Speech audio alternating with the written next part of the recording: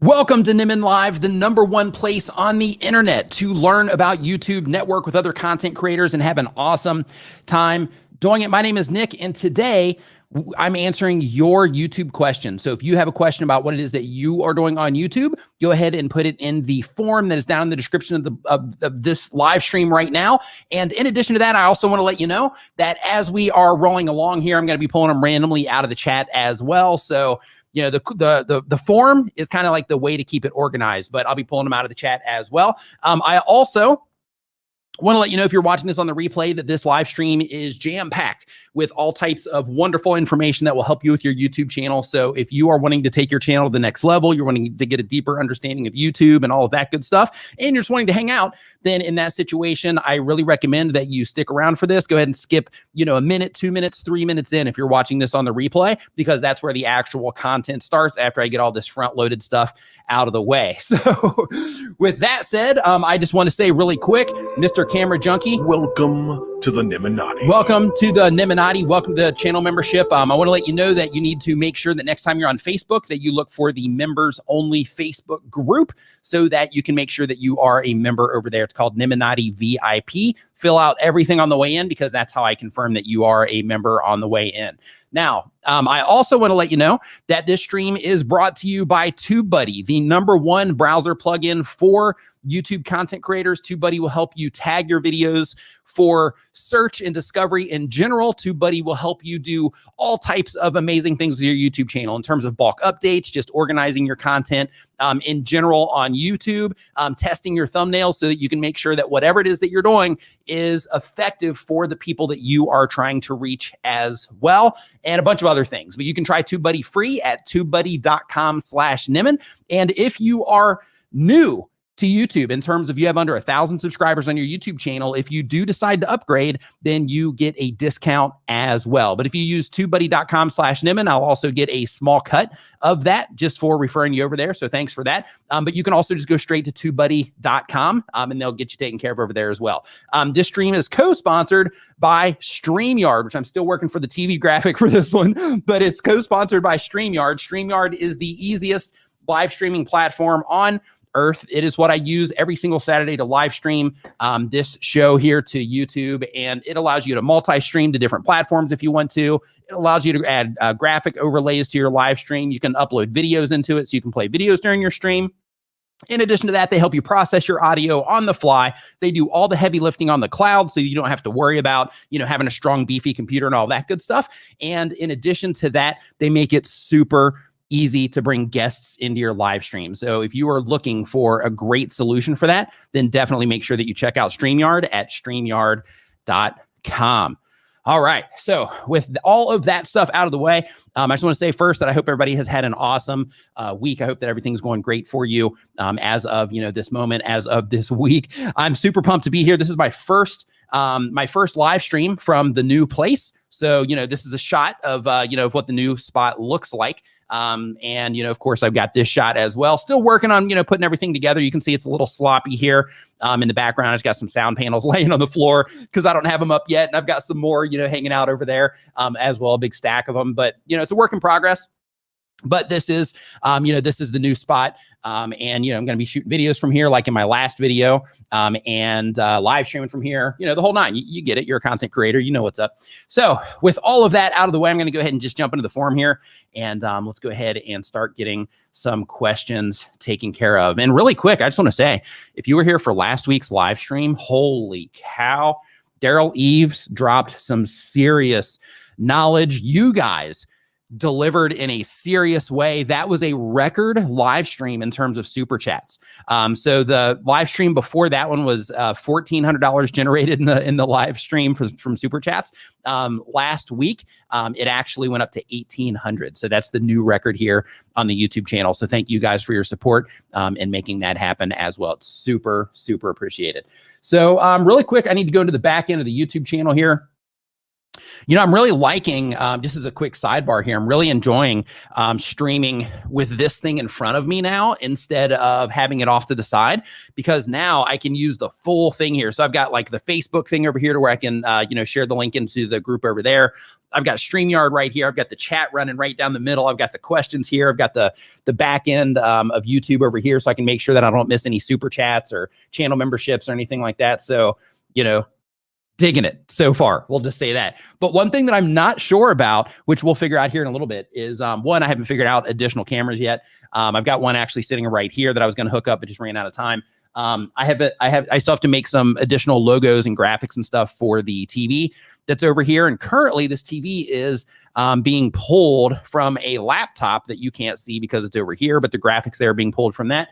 And I need to get something figured out there because I don't know if that's going to go to sleep during the live stream. It might not, I'm not sure. But either way it goes, we are moving forward answering your YouTube questions. So let's go ahead and get rocking and rolling. So the very first one that we have here is from Peaceful Relaxing Sounds. Super chat.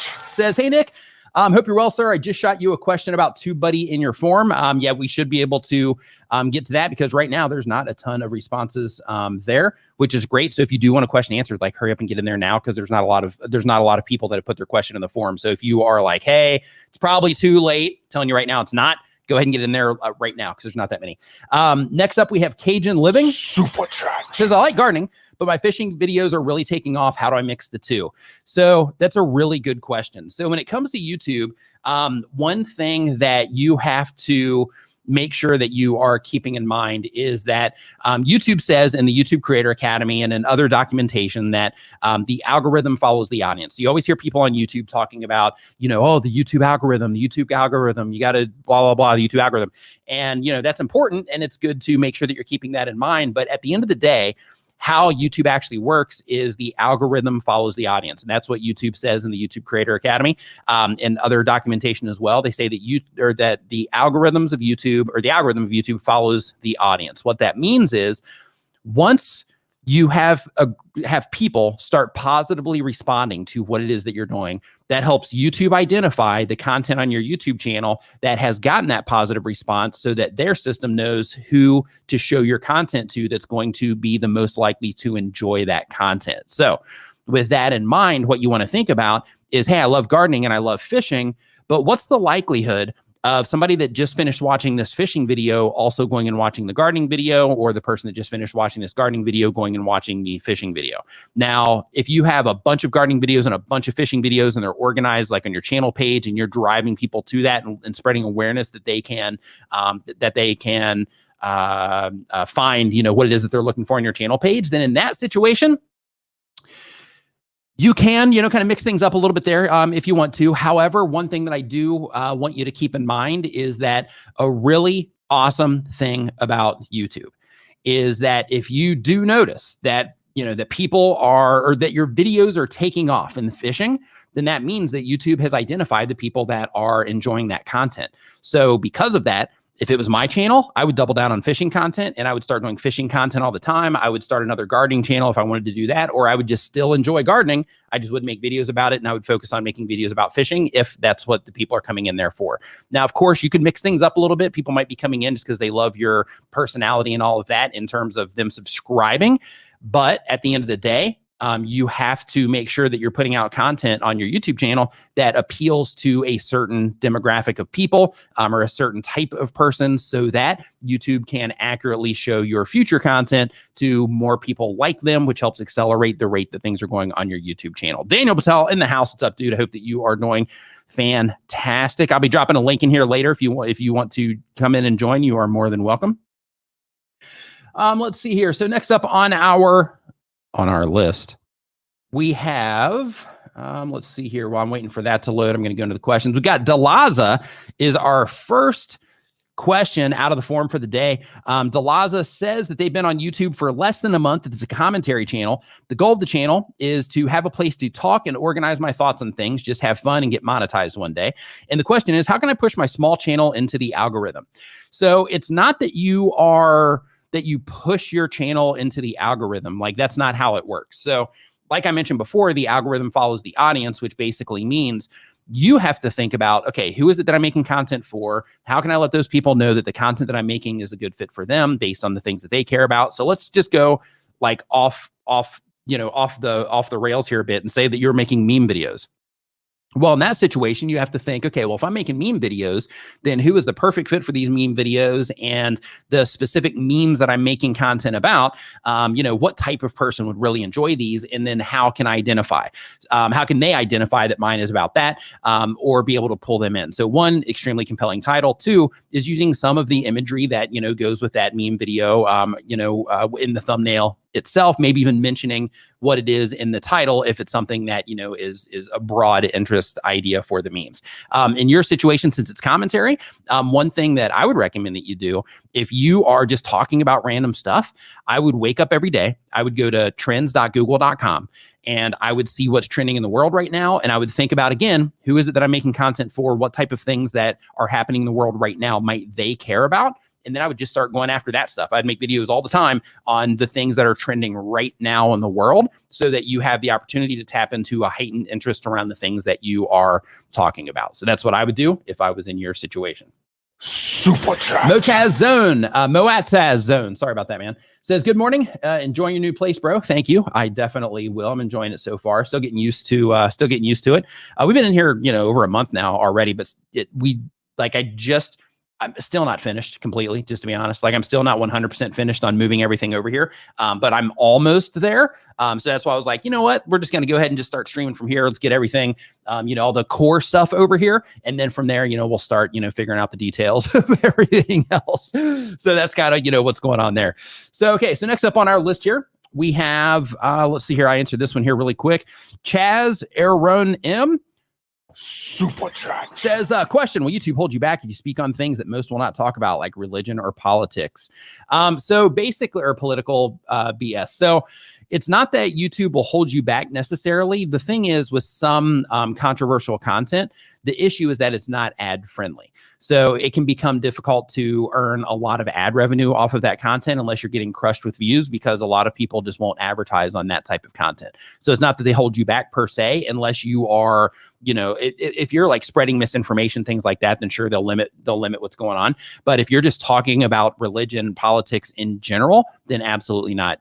They won't hold you back, but just be mindful that some of that content, because some of it can absolutely be controversial, it can, you might have issues on the monetization side of things. Okay.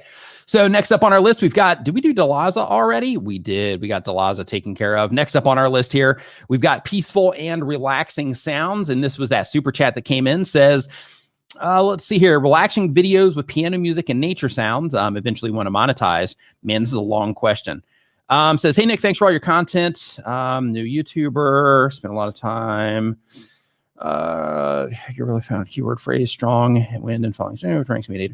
Okay, so this question here is basically it seems like it's about the weighted score inside of TubeBuddy, saying that here, I'll just read this top part right here. It says, I'm spending a lot of time in TubeBuddy trying to figure out. Okay, I thought that disappeared. I'm trying to figure out the best keyword phrases to focus my content on, but I get confused on what are legit keyword phrases. I produce relaxation videos with nature sounds. I get really excited to have found a keyword phrase, strong wind and falling snow, which ranks for me at 83 rated score. Pretty good, I think. So I want to build a video around this. What concerns me is that when I open a fresh incognito YouTube window and I start to type out that keyword phrase in the search bar, it's not until I get to the N in snow that the rest of the phrase becomes suggested in that drop-down menu. Okay. So should I focus on more keyword phrases with the lower scores? Maybe. Okay, here's what I want you to do. Right now, stop focusing on don't even look at the keyword scores. Don't even look at it from the perspective of, hey, I'm trying to get these videos to rank in search. In your specific case, what I want you to do is I want you to look at all of the other people that are making content like yours. They're making relaxing sound stuff. They're making meditation music. They're making, music to just vibe to in general. I'm one of those people. You can't see it here, but if I go to YouTube, I use that type of stuff every day. I use it when I'm working. I use it when I'm chilling, whatever. But right here, because I've been watching a lot of, or listening to a lot of trap music while I've been, putting everything together here, just to kind of keep me, awake. So because of that, my entire, here's what's on my homepage right now. Best gangster trap of 2020. Best gangster trap of 2020. 4K lo-fi space station, aesthetic lo-fi beats and chill, 601 watching that right now. We've got best shuffle dance music 2021, best electro house, that's got 113 people watching. R&B and hip hop radio, chill live stream 24/7, live now with 1.4 thousand watching. Deep within the forest, chill lo-fi hip hop mix, 77,000 on that one.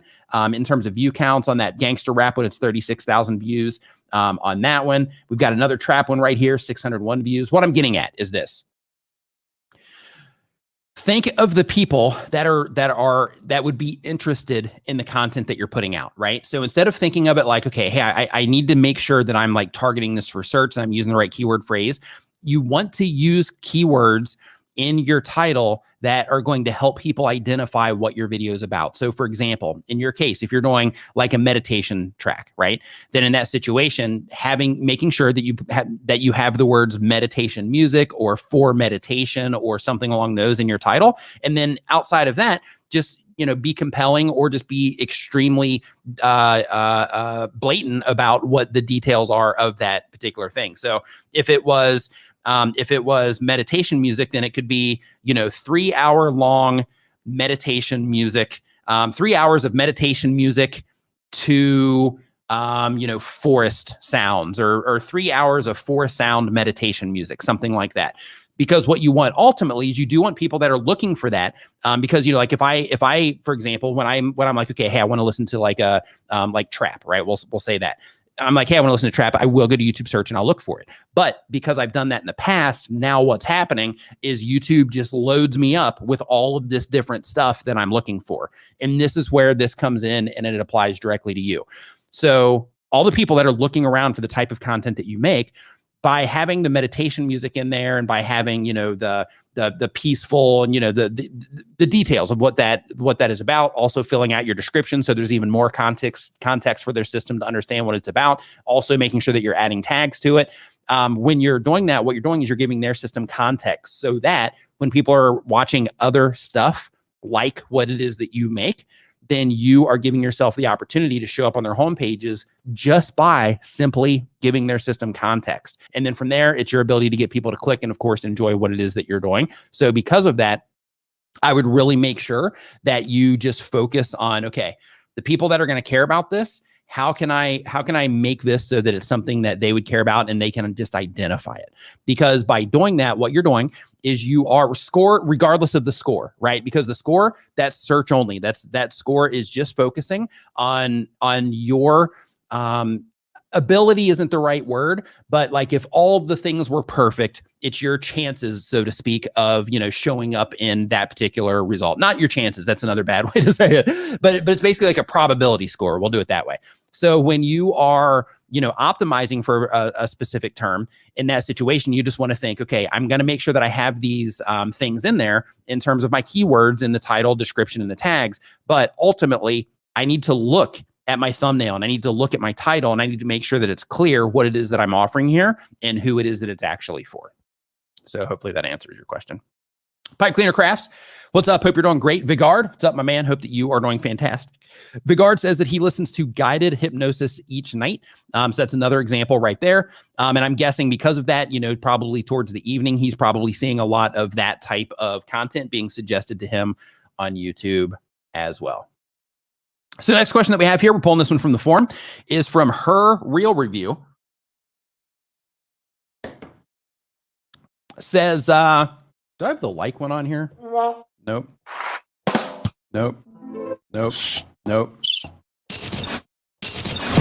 If you're enjoying the show, remember to give it a thumbs up and share it with a friend right now. All right. So let's see here. So next question that we have on our list is from Her Heel Review. Been on YouTube for a year or more. Movie, TV reviews. And the goal of the channel is edutainment. Question, just reach 100 subscribers. How long does it take to get the YouTube invite for the custom URL? So for your custom URL, that can take 2 weeks, sometimes 3 weeks, in order for you to actually see that notification in your dashboard. But once you do, then you can go through that process. So you've already gotten the hard work out of the way in terms of getting you there, to make it to where you are eligible. Now you're just waiting on their system to give you the, I don't know if you give you the go-ahead's the right way to put that, but you're waiting on their system to notice that you have, crossed that milestone, verify everything, and then they'll be reaching out, or you'll get that notification in your dashboard soon. Okay, so the next one that we have here, we've got Super chat. Marcos Lopez says, is it all right / legal to do challenges or matches where there's prize money given if the person who has won is under 18? So first off, I'm not a lawyer, so I want to make that disclaimer right away. What I'm getting ready to share with you is my opinion, because I can't give legal advice, because that's not my thing, because I'm not a lawyer. However, if you want to be very specific, I recommend that you go to iancorzine.com. He's a social media lawyer, and he can, really get into the nuts and bolts with you in terms of, exactly, what you should be doing in a situation like this. Won't be free, but he'll be able to do that for you. But basically, when you are doing any type of challenges, or you are, giving prize money and things like that, I would try to do it to people over 18. If somebody wins that's under 18, I don't know if you would need to have, like a guardian, give permission for you to send stuff or whatever, because then they're giving up their addresses and things like that. So it can be kind of weird in that situation. So I would be careful personally if it's under 18. And look, I'll be honest with you. Here's something that I do as well, is when, because, like I'll get DMs and Instagrams and everything, and Instagram DMs and Twitter DMs and all of that, and emails from people. And in some situations, they'll say, hey, I'm 13 years old, or I'm 14 years old, and I'm having, this particular problem, blah, blah.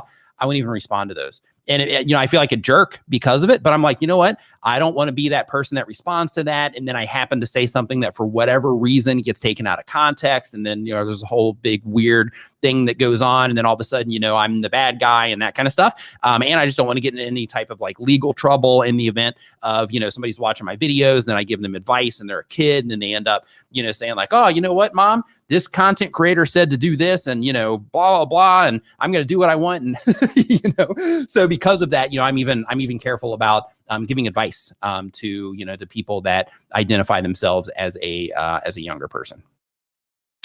So let's see here. Next up on our list, let me refresh the page here. Nope, we've got that one.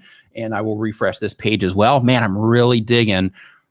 So basically what I have now is I have 1, 2, 3, 4, 5 different things that I'm looking at, all right here. This is great. So if anybody is interested in getting a setup like this, this is a G9, Samsung G9.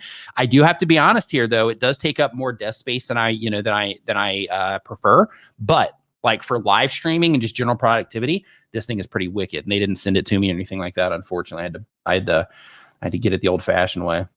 Had to rob somebody. No, I'm just kidding. I didn't do it. Okay. So next up on our list, we've got Get Fit with DG. Super chat. Says, let's see here. Currently getting 300 subs a day. What can I do better to gain more? So if you're getting 300 subscribers a day, that means that you are also probably seeing an increase in traffic in general on your YouTube channel. So because of that, make sure that you are making it extremely easy for people to find more of your content, because if you're getting 300 subscribers a day, that means that people are interested in what it is that you're doing, which means that when you make it easy for them, you create those pathways to find more of your content, then they're going to watch it. So because of that, the people that are really into your stuff and subscribe, they're going to win because they subscribe, and then they get to easily find more of your content as well. In addition to that, when you make it easier for people to find more of your content, basically, the way that YouTube works is if somebody comes to your YouTube channel and they watch, 3 or 4 of your videos, well, YouTube's going to recommend more of your content to them. It might be tomorrow. It might be the next day.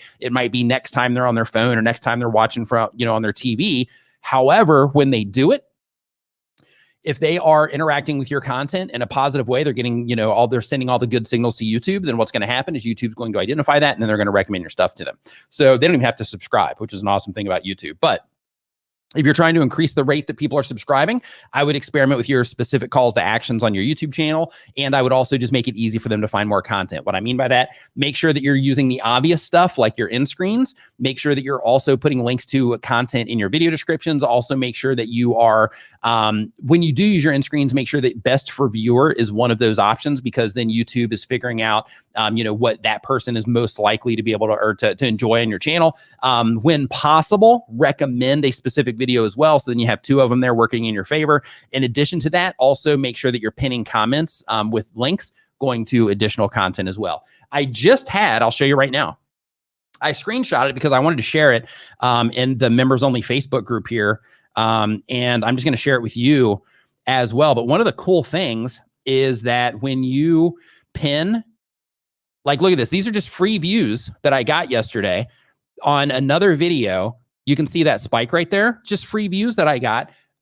And all I had to do to get, this spike in views on this other video was pin it in my, pin it as a pinned comment. And then I recommended it in my end screen as well. So what that did is that gave me an extra spike in views on this, and I didn't have to do anything for that. So now what's happened is that the people that watched the video yesterday, just so I can unpack this, the people that watched that video yesterday, you might be one of them. If you did, high five and fist bump. Thanks for the view, and I hope that you enjoyed the video yesterday. I'm just talking about the different milestones. If you haven't watched it, you definitely need to. It's awesome.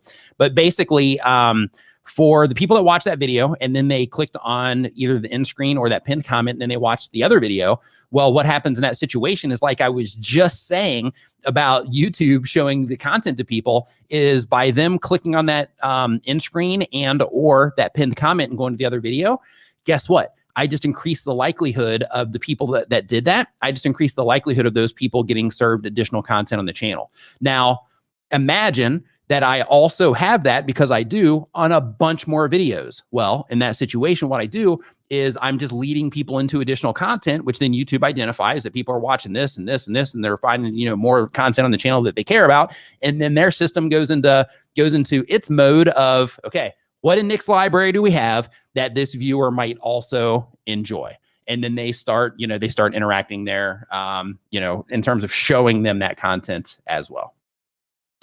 Next up on our list here, we've got MingTube. MingTube says they upload when they have time. They've been on YouTube for a year or more. It's an entertainment channel. The goal of the channel is to entertain others and make them happy. And the question, how to keep people engaged during live streams and get more watch time from it. So when it comes to keeping people engaged in live streams, it really comes down to what it is that they're getting, from you, how much they're enjoying the show. So like in this example right here, the thing that keeps people in this live stream is that the value that I provide is people get to learn a ton, right, about YouTube in a relatively short amount of time. I mean, I know it's usually like 3 hours or more, but even during that short amount of time, you can learn a ton of stuff because, this whole entire live stream is based on the questions asked. So it's not just the same thing all the time, even though there's a lot of recurring stuff. There's also some really good questions that get dropped in here, and people will hang out because in a lot of cases, those really strong questions are things that people might have wanted to know the answer to, but they didn't know that they actually had that question. And because of that, people get that direct value. In addition to that, over time, this Saturday at 9 a.m. Eastern has just become a place for people to, hang out, other content creators to hang out and learn about YouTube and, network with each other and, ask questions and all that stuff. So it's become like a community here around the live stream as well, which also helps for that engagement. So what you got to think about is just how can I add value to the people that are coming into, what it is that I'm doing? How can I be entertaining in some way, as well as, informational, if you do any type of, informational type content, and also make sure that you are staying in alignment with the type of video content that you upload on your channel. So if you are uploading video content, let's say that you're uploading content about phones, then in that situation, you want to try to have your live streams about phones as well, so that the thing that the people are coming to you for the video content, they're also getting from you in live stream format, but it's just a little bit more personalized in live stream format. And Shark Scrapper says that they are here for the hair tips. Well, guess what? I got you covered. Oh, I love it. Absolutely love it. Okay, so Lazy That's Me says, can you help me understand CTR more? I understand the basics, but I have some CTR that says 18%, but then I click on reach, then CTR, and it shows a graph. So is that the real CTR? Okay, so when it comes to your click-through rate on your YouTube channel, the things that you are looking for is when you first go into YouTube, they'll show you into your analytics. If you go to the reach tab there, then they'll show you just a general overview. Like on average, this is what your click-through rate looks like across all the content that you have. And then if you go into the actual videos, right, you just go to the content option there in your navigation, and then you go into one of your videos. Then in that situation, when you go to the reach tab, then they're going to show you the click-through rate for that specific video based on the amount of impressions that it's getting. When you see that click-through rate, it's also averaging the the different traffic sources across your channel, or not across your channel, but that have brought views to that video. So because of that, you need to click into the advanced mode, or the see more in your analytics there. And when you click onto that, in your traffic sources, you're either going to go to traffic sources, or you can actually just click on traffic sources in the see more there. And then it's going to open up another window for you. And that window is going to give you specifics on where you're actually getting the different click-through rates from, and what the click-through rates are for each different traffic source. So for example, you're going to be able to see the watch time and the percentage viewed and the click-through rate that you're getting from home pages. You're going to be able to see what you're getting from suggested videos. You're going to be able to see what you're getting from search, from other channels. So let's say, for example, that you're doing things where you are collaborating through your community feed, where you're sharing, a friend's content, they're sharing your content, things like that. Then one of the things that can happen in that situation is that you can even start seeing, interesting. When I do collaborations with this person and they share me in their community feed, I actually get a lot more response from theirs than I do this one over here. So because of that, maybe I want to start collaborating with them a little bit more, or it's just something that I can be mindful of when I have like a really important video and I want to make sure to give YouTube really good metrics on this video. Then I can, reach out to these friends and I can share, have them share, that content and so on. So, when it comes to your traffic sources, it just gives you tons of insight on how people are responding to you from the different services, or from the different pages or different traffic sources on YouTube. All right. So next up on our list here, first off, I just want to say How We Got Here podcast. Welcome to the Niminati. Welcome to the Niminati. Next time that you are on Facebook, look for Niminati VIP. That is our members only Facebook group. I'm live streaming in there. Like, I'm only obligated, so to speak, to live stream there once a month, but I'm in there once a week. I'm just kind of hanging out and looking at channels. And last week we did a Q&A because I'm still working on my setup, so I couldn't actually like share the screen and stuff. So just make sure that you join the Facebook group. If you look at the members only videos on the channel, you'll also see direct links there as well, so that you can go over and just click there if you don't want to actually look for Niminati VIP. Paint and Sound says, love the set backdrop. What are those signs on the floor behind you? So these are not signs. What these are, Paint and Sound, is these are acoustic panels. So these are foam. Here, I'll show you. Let's make this easy.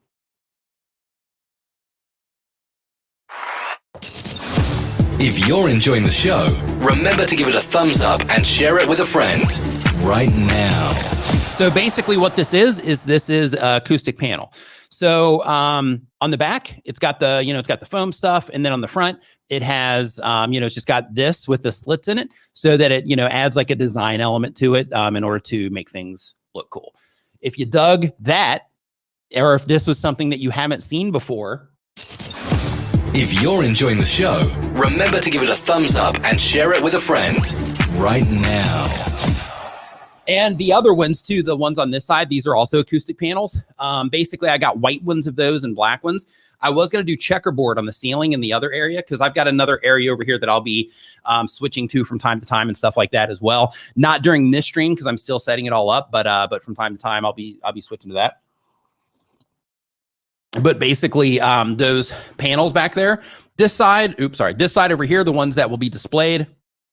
And then the ugly one, you can see like right here, that particular one, I got those so that I can checkerboard them on the ceiling. But that checkerboard probably isn't going to, probably not going to end up working out the way that I wanted to, since I got a big stack of white ones. I think I'm just going to roll with the white ones. Brian G. Johnson in the house. What is up, Brian G? Hey, Brian, man, I'm going to be sharing link here in just a little bit. If you're interested in coming in, cool. If you're not busy, if you are, then that's cool. Then we can do it again another time. But I hope that you are doing awesome, my friend. And also, by the way,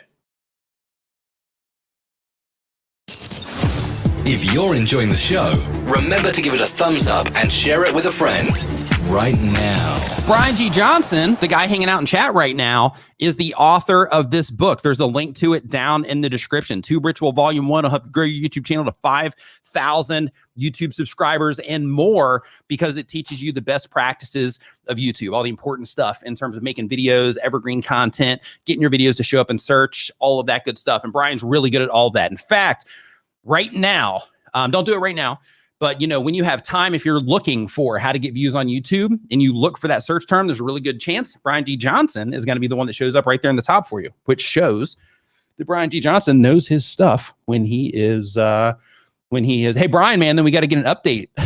We got to get an updated version. But yeah, so, it shows that he knows his stuff when it comes to ranking videos in search for sure. Penny Morgan, thank you for the kind words. Road to Finish. Welcome to the Niminati. Welcome to the Niminati. Make sure next time you're on Facebook, you look for Niminati VIP. That is our members only Facebook group. All kinds of awesome stuff going on there. Great community that is developing over there as well. Okay, so next up on the list, we got MingTube taken care of. Let's see here. We've got Kyle Cran's plant-based run coaching is the next question here. And it says, the type of channel is plant-based run coaching tips. The goal of the channel is to drive customer base or follower base to run my coaching business. And the question, I have my virtual assistant collect running related questions on Twitter from tweets, and I reply to those tweets with a 59-second or shorter video. People go crazy for this. I format these video replies in a way that would work for a YouTube short, and I've been scheduling out these short videos to get daily, getting about 42,200 views. I post one long form, 5 to 10 minute edited video weekly. I'm just curious what you think of this idea. Is it okay putting these shorts up daily on the same page? Okay. So when it comes to putting up shorts on your main page, just be mindful that when you are putting up shorts, that you are pulling people in that are interested in that short form content, even though that you are kind of using that as a doorway into your long form content.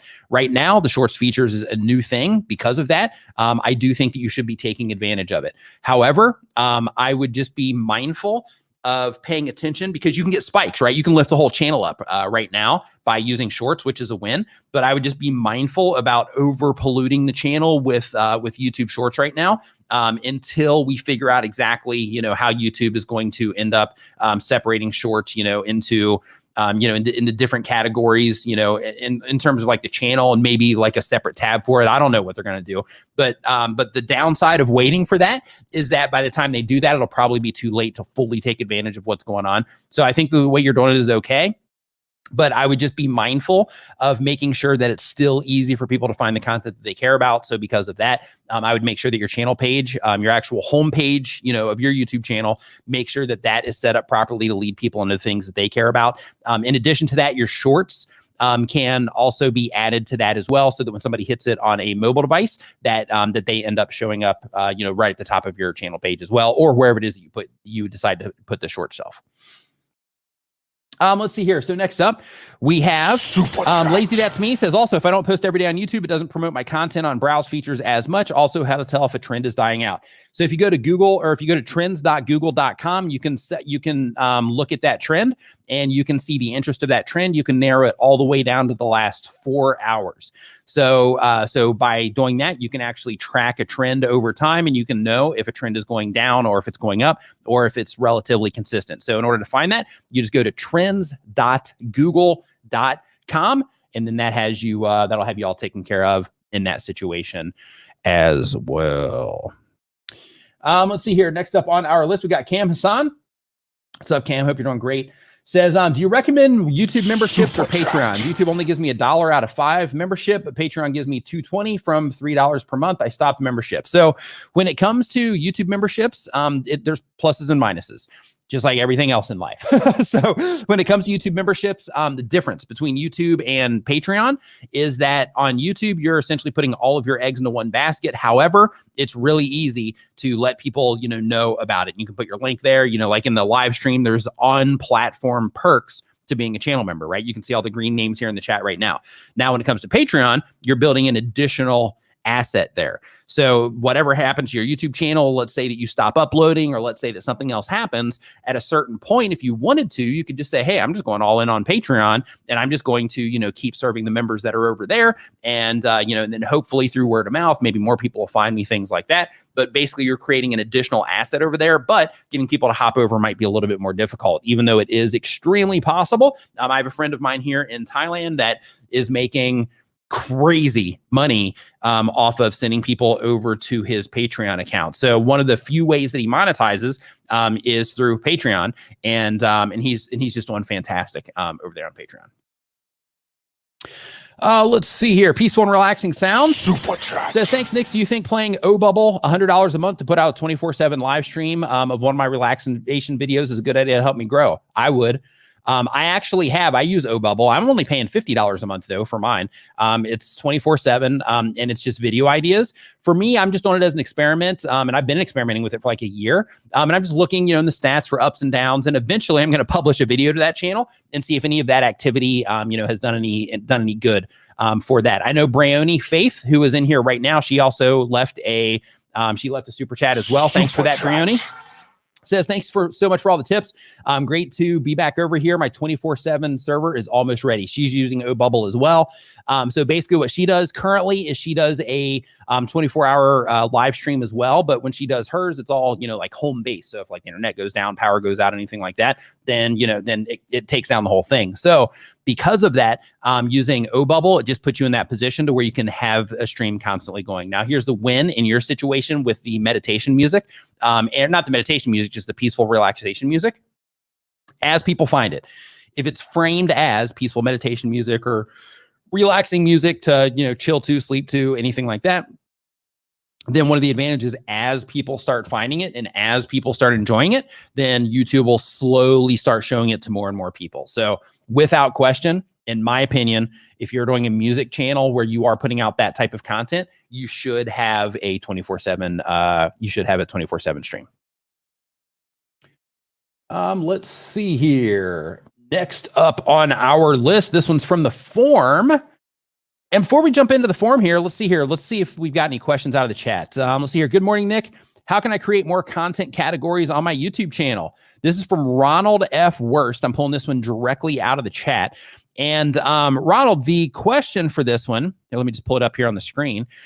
For this particular situation, when you are wanting to create more categories for your YouTube channel, what you got to think about is just think about who it is that you're reaching with your content or who it is that you want to reach with your content. So for example, I'm just going to use myself as an example here because you watch my content. So when it comes to me, and you can apply this directly to you, anybody that's watching this can apply this directly to you. One of the things that you can do is you can say, okay, like what I did is I'm like, okay, YouTube content creators, what do they care about? What are the problems they have? What are some things that I can help them solve? One problem, doing stuff on their phone. Okay, well, I got some videos about that. Another problem, how to live stream, right? So if you're a content creator trying to figure out how to live stream, I got you covered there. Growing on YouTube, how to get more watch time on YouTube, how to come up with video ideas, how to do all these things. YouTube tips in general, that's a whole other pillar of content that I do as well. And then every now and then I'll toss out like a motivational or, just kind of like a real talk type of video as well. Just kind of like a thing. If I notice that there's like this recurring theme that keeps popping up over and over again, just in the community in general, because I'm immersed deeply into the YouTube communities in terms of Facebook and Reddit and Clubhouse and all that. So I get to be really informed, I should say, on what's going on in the minds of content creators, at least the ones that, that I'm able to, see, what's going on in their minds. And because of that, sometimes I'll make some content around that as well. So in your situation, when it comes to expanding the categories that you have on your channel, what I would recommend that you do is just think, okay, the people that I am trying to reach, what do they care about?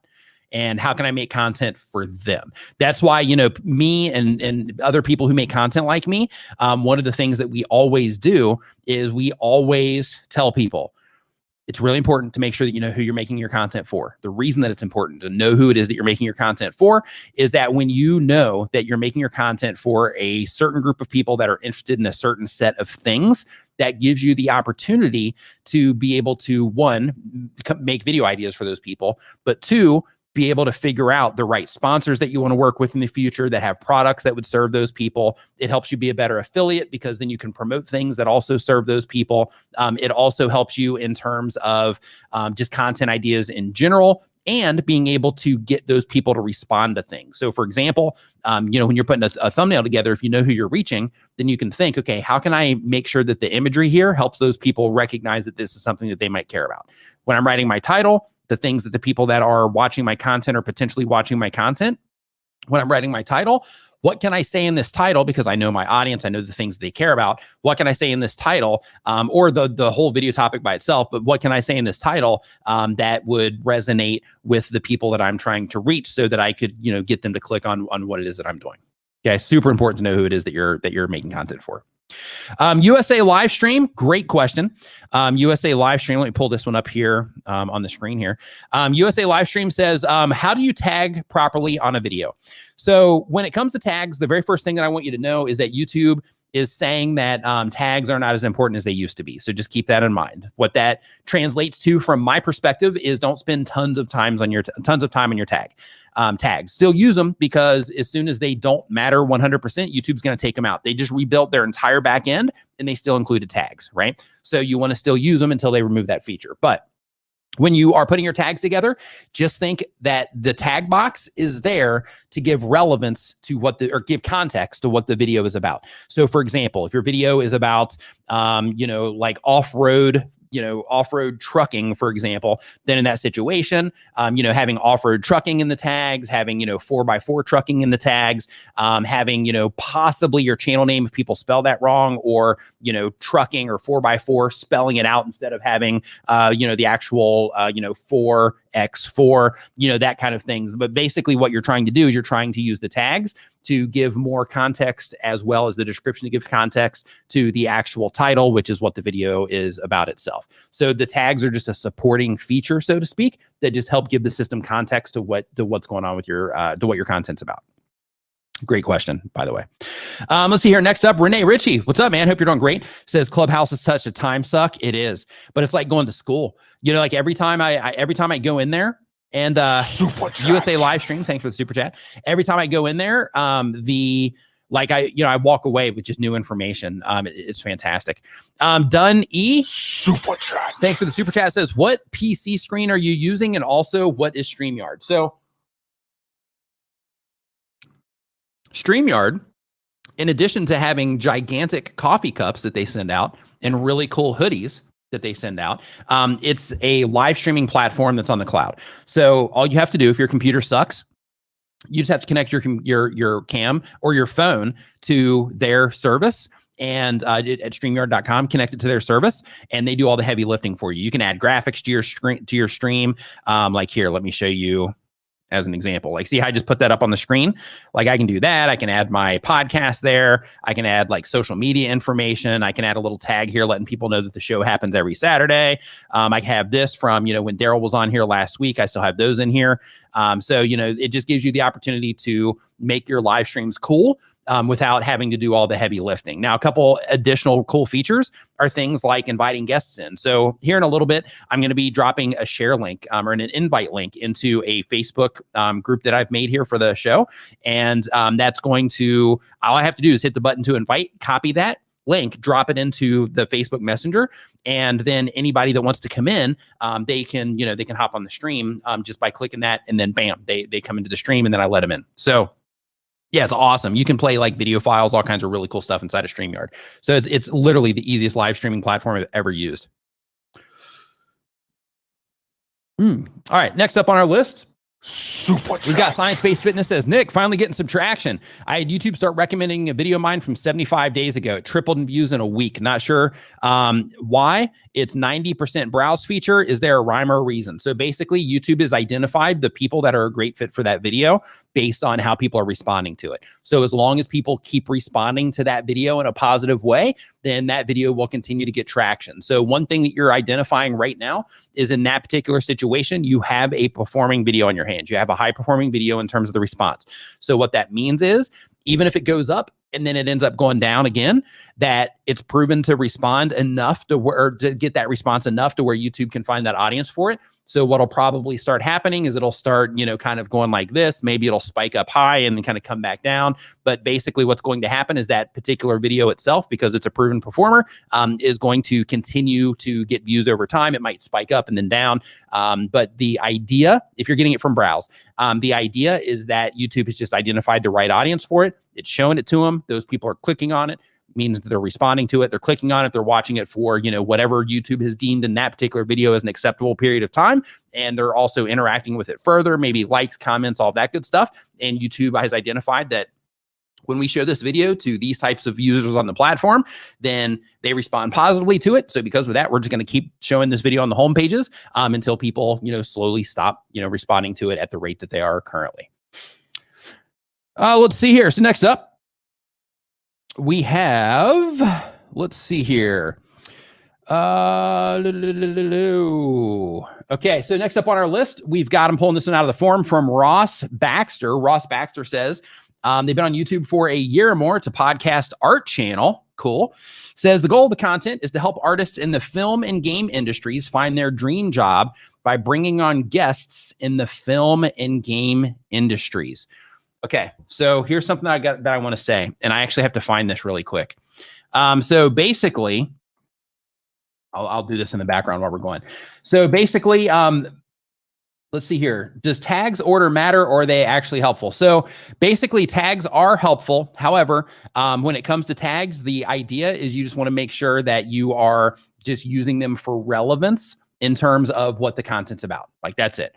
And the reason for that is because when you do use the tags, it gives you the option to be able to do it. So one thing, I'm gonna add this in here to the description, but I partnered up with Pod Sound School with Stephen and Veronica over there, and I know there's some podcasters in here, so I'm just gonna drop this into the chat. So we have a webinar coming up. Hold on.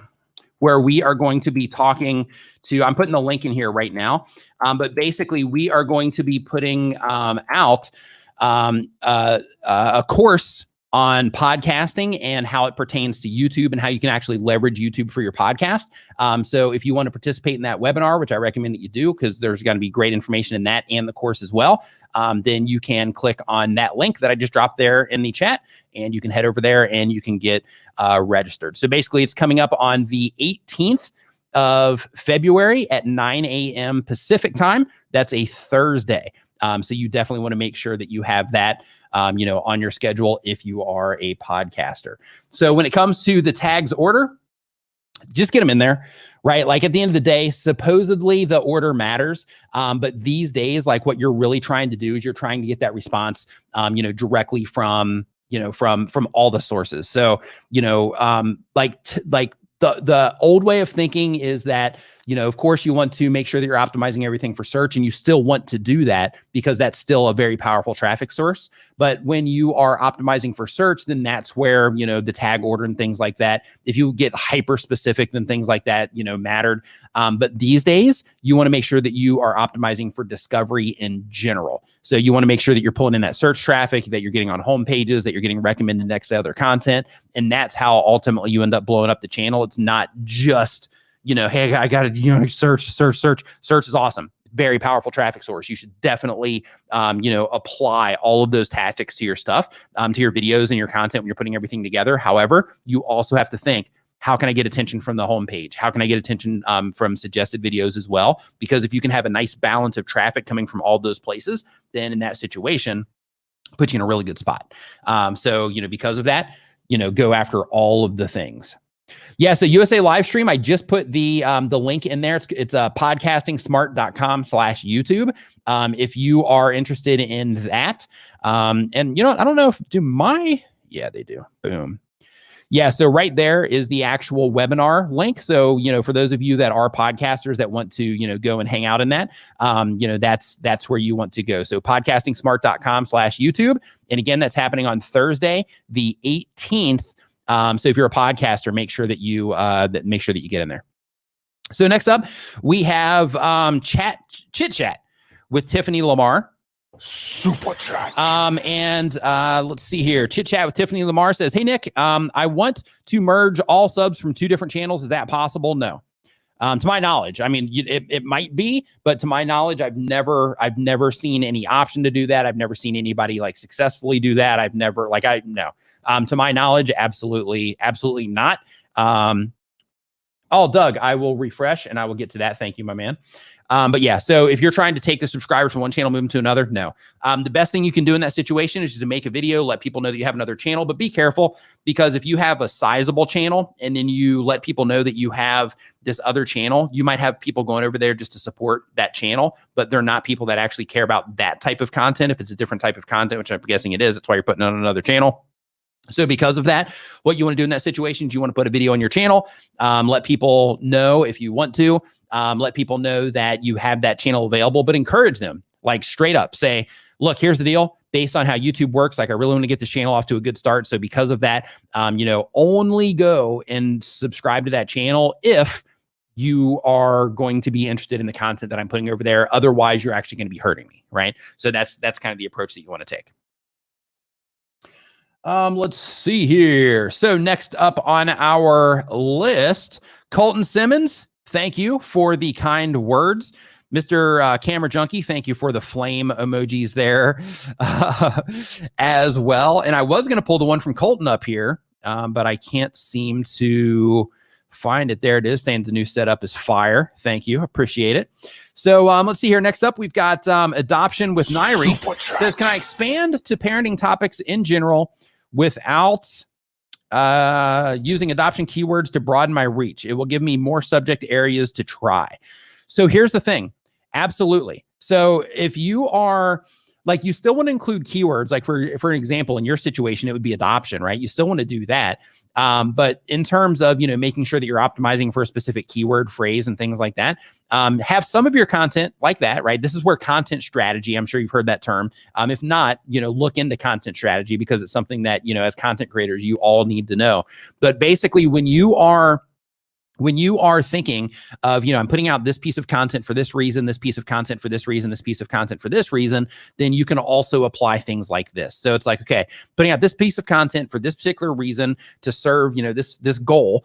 And then because of that, I'm going to make sure that I'm optimizing everything from search, because it's an evergreen piece of content. And I want to solidify good search ranking, because in this situation, I'm optimizing everything so I can show up in YouTube search, Google search, Yahoo search, everything else when people are looking for something, so that you can have all of those different, search-based avenues into your channel, which is a win. I almost knocked the camera off the desk. But that's a win in that situation. But you also want to think like, experiment with, okay, let me just make a video, entitle it something that, people that are into adoption care about, and make sure that when I am doing that, that I include adoption somewhere towards the front of the title, so that, as part of natural language of the title, so that I can also try to practice the art of being compelling from the homepage and suggested videos as well.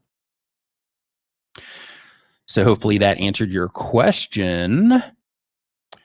Let's see here. So next up on our list here, and did I ever go back in? Okay, yeah, we've got a few more here that I overlooked. So let me grab these here really quick, and then we're getting back into the form. So the very next question that we have, really quick, Jay-Z Helps Super Chat says, shout out to Doug Houston. He is the man. He is. Shout out to Doug Houston. Doug Houston YT.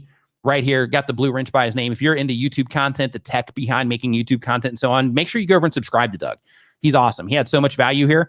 And on his YouTube channel also, he talks about like live streaming and, screen recording and all the tech stuff behind being a YouTube content creator. So definitely make sure that you head over there and support Doug, and that you watch his content, right? like only go over there if you're going to, watch the content.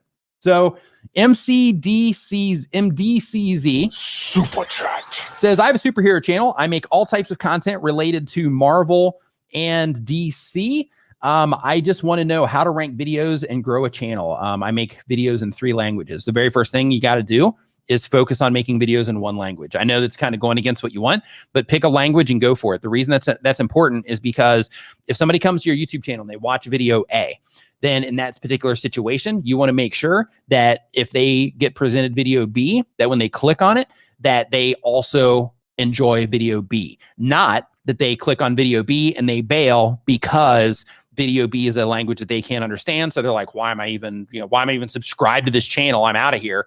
And 2, why did I even click on that video? Because it's not in a language that I understand. So because of that, focus on one language and you'll get better results on what it is that you're doing. Let's see here. Urban Explorer Neil, what's up, dude? Hope you're doing great. Chaz Arono M Super chat. says my channel is trucking, vlogging, and gaming, cycling, and talking about situations. It's a lot on one channel, so I'm hoping for the best. Bad idea, huh? Well, it's not that it's a bad idea. Like if you have a super engaging personality, you might be able to pull it off. However, in terms of YouTube being able to identify like the perfect people to, interact with what it is that you're doing, the issue that you're going to have is getting people to click. So, once you have a bigger channel, then in that situation, putting yourself on the thumbnail and things like that can kind of help you get over that hump. But if you're just getting started and you're trying to get the ball rolling, then in that situation, I would just focus on a thing. And like some things you could do is like here, like you have like vlogging, gaming, cycling, talking about situations and trucking. So you could think about, okay, if I'm vlogging, then in that situation, if I'm vlogging about trucking or cycling, then that would open you up to make content that is vlog style, because vlogging isn't like it's just a style of making the content. So technically you could say that the video that I published yesterday is a vlog style video because of the way that I kind of shot everything, sort of. Like if I was out in the world, it would be even more so. But even just kind of the loose, changing up everything, all the time, that could technically be looked at as a vlog style video. But basically, whatever it is that you're vlogging about, then in that situation, you could say, if it was about cycling, then you could double down on cycling content. If it's about trucking, double down on the trucking content and so on. But at the end of the day, what you got to think about is like the people that you are trying to reach or the people that you're currently reaching. How can you make content that resonates with them? Because here's what you're trying to do. If you want to accelerate the growth on your YouTube channel, here's what you got to do. You got to think, I'm an entertainer, or I'm an educator, or I'm inspiring people, or whatever it happens to be. And because of that, my channel is going to be a resource. And this is for everybody here. And my channel is going to be a resource. If you're doing gaming or, or if you're making music, whatever, my channel is going to be a resource for this type of content. So just like you have Nat Geo as a TV channel, and they have like a certain type of content there, that when you go to Nat Geo, that whatever it is that they have there might be a good fit for you if you're into Nat Geo type of content. Your YouTube channel is the same exact thing. You're creating your own Nat Geo. You're creating your own Discovery Channel. You're creating your own, reality TV show. If you're out in the world doing that type of content. So because of that, what you got to think about is I'm turning my channel into a resource. I'm building this entertainment or informational resource on YouTube. And every piece of content that I put out, it needs to be in alignment with what it is that I'm actually turning this channel into.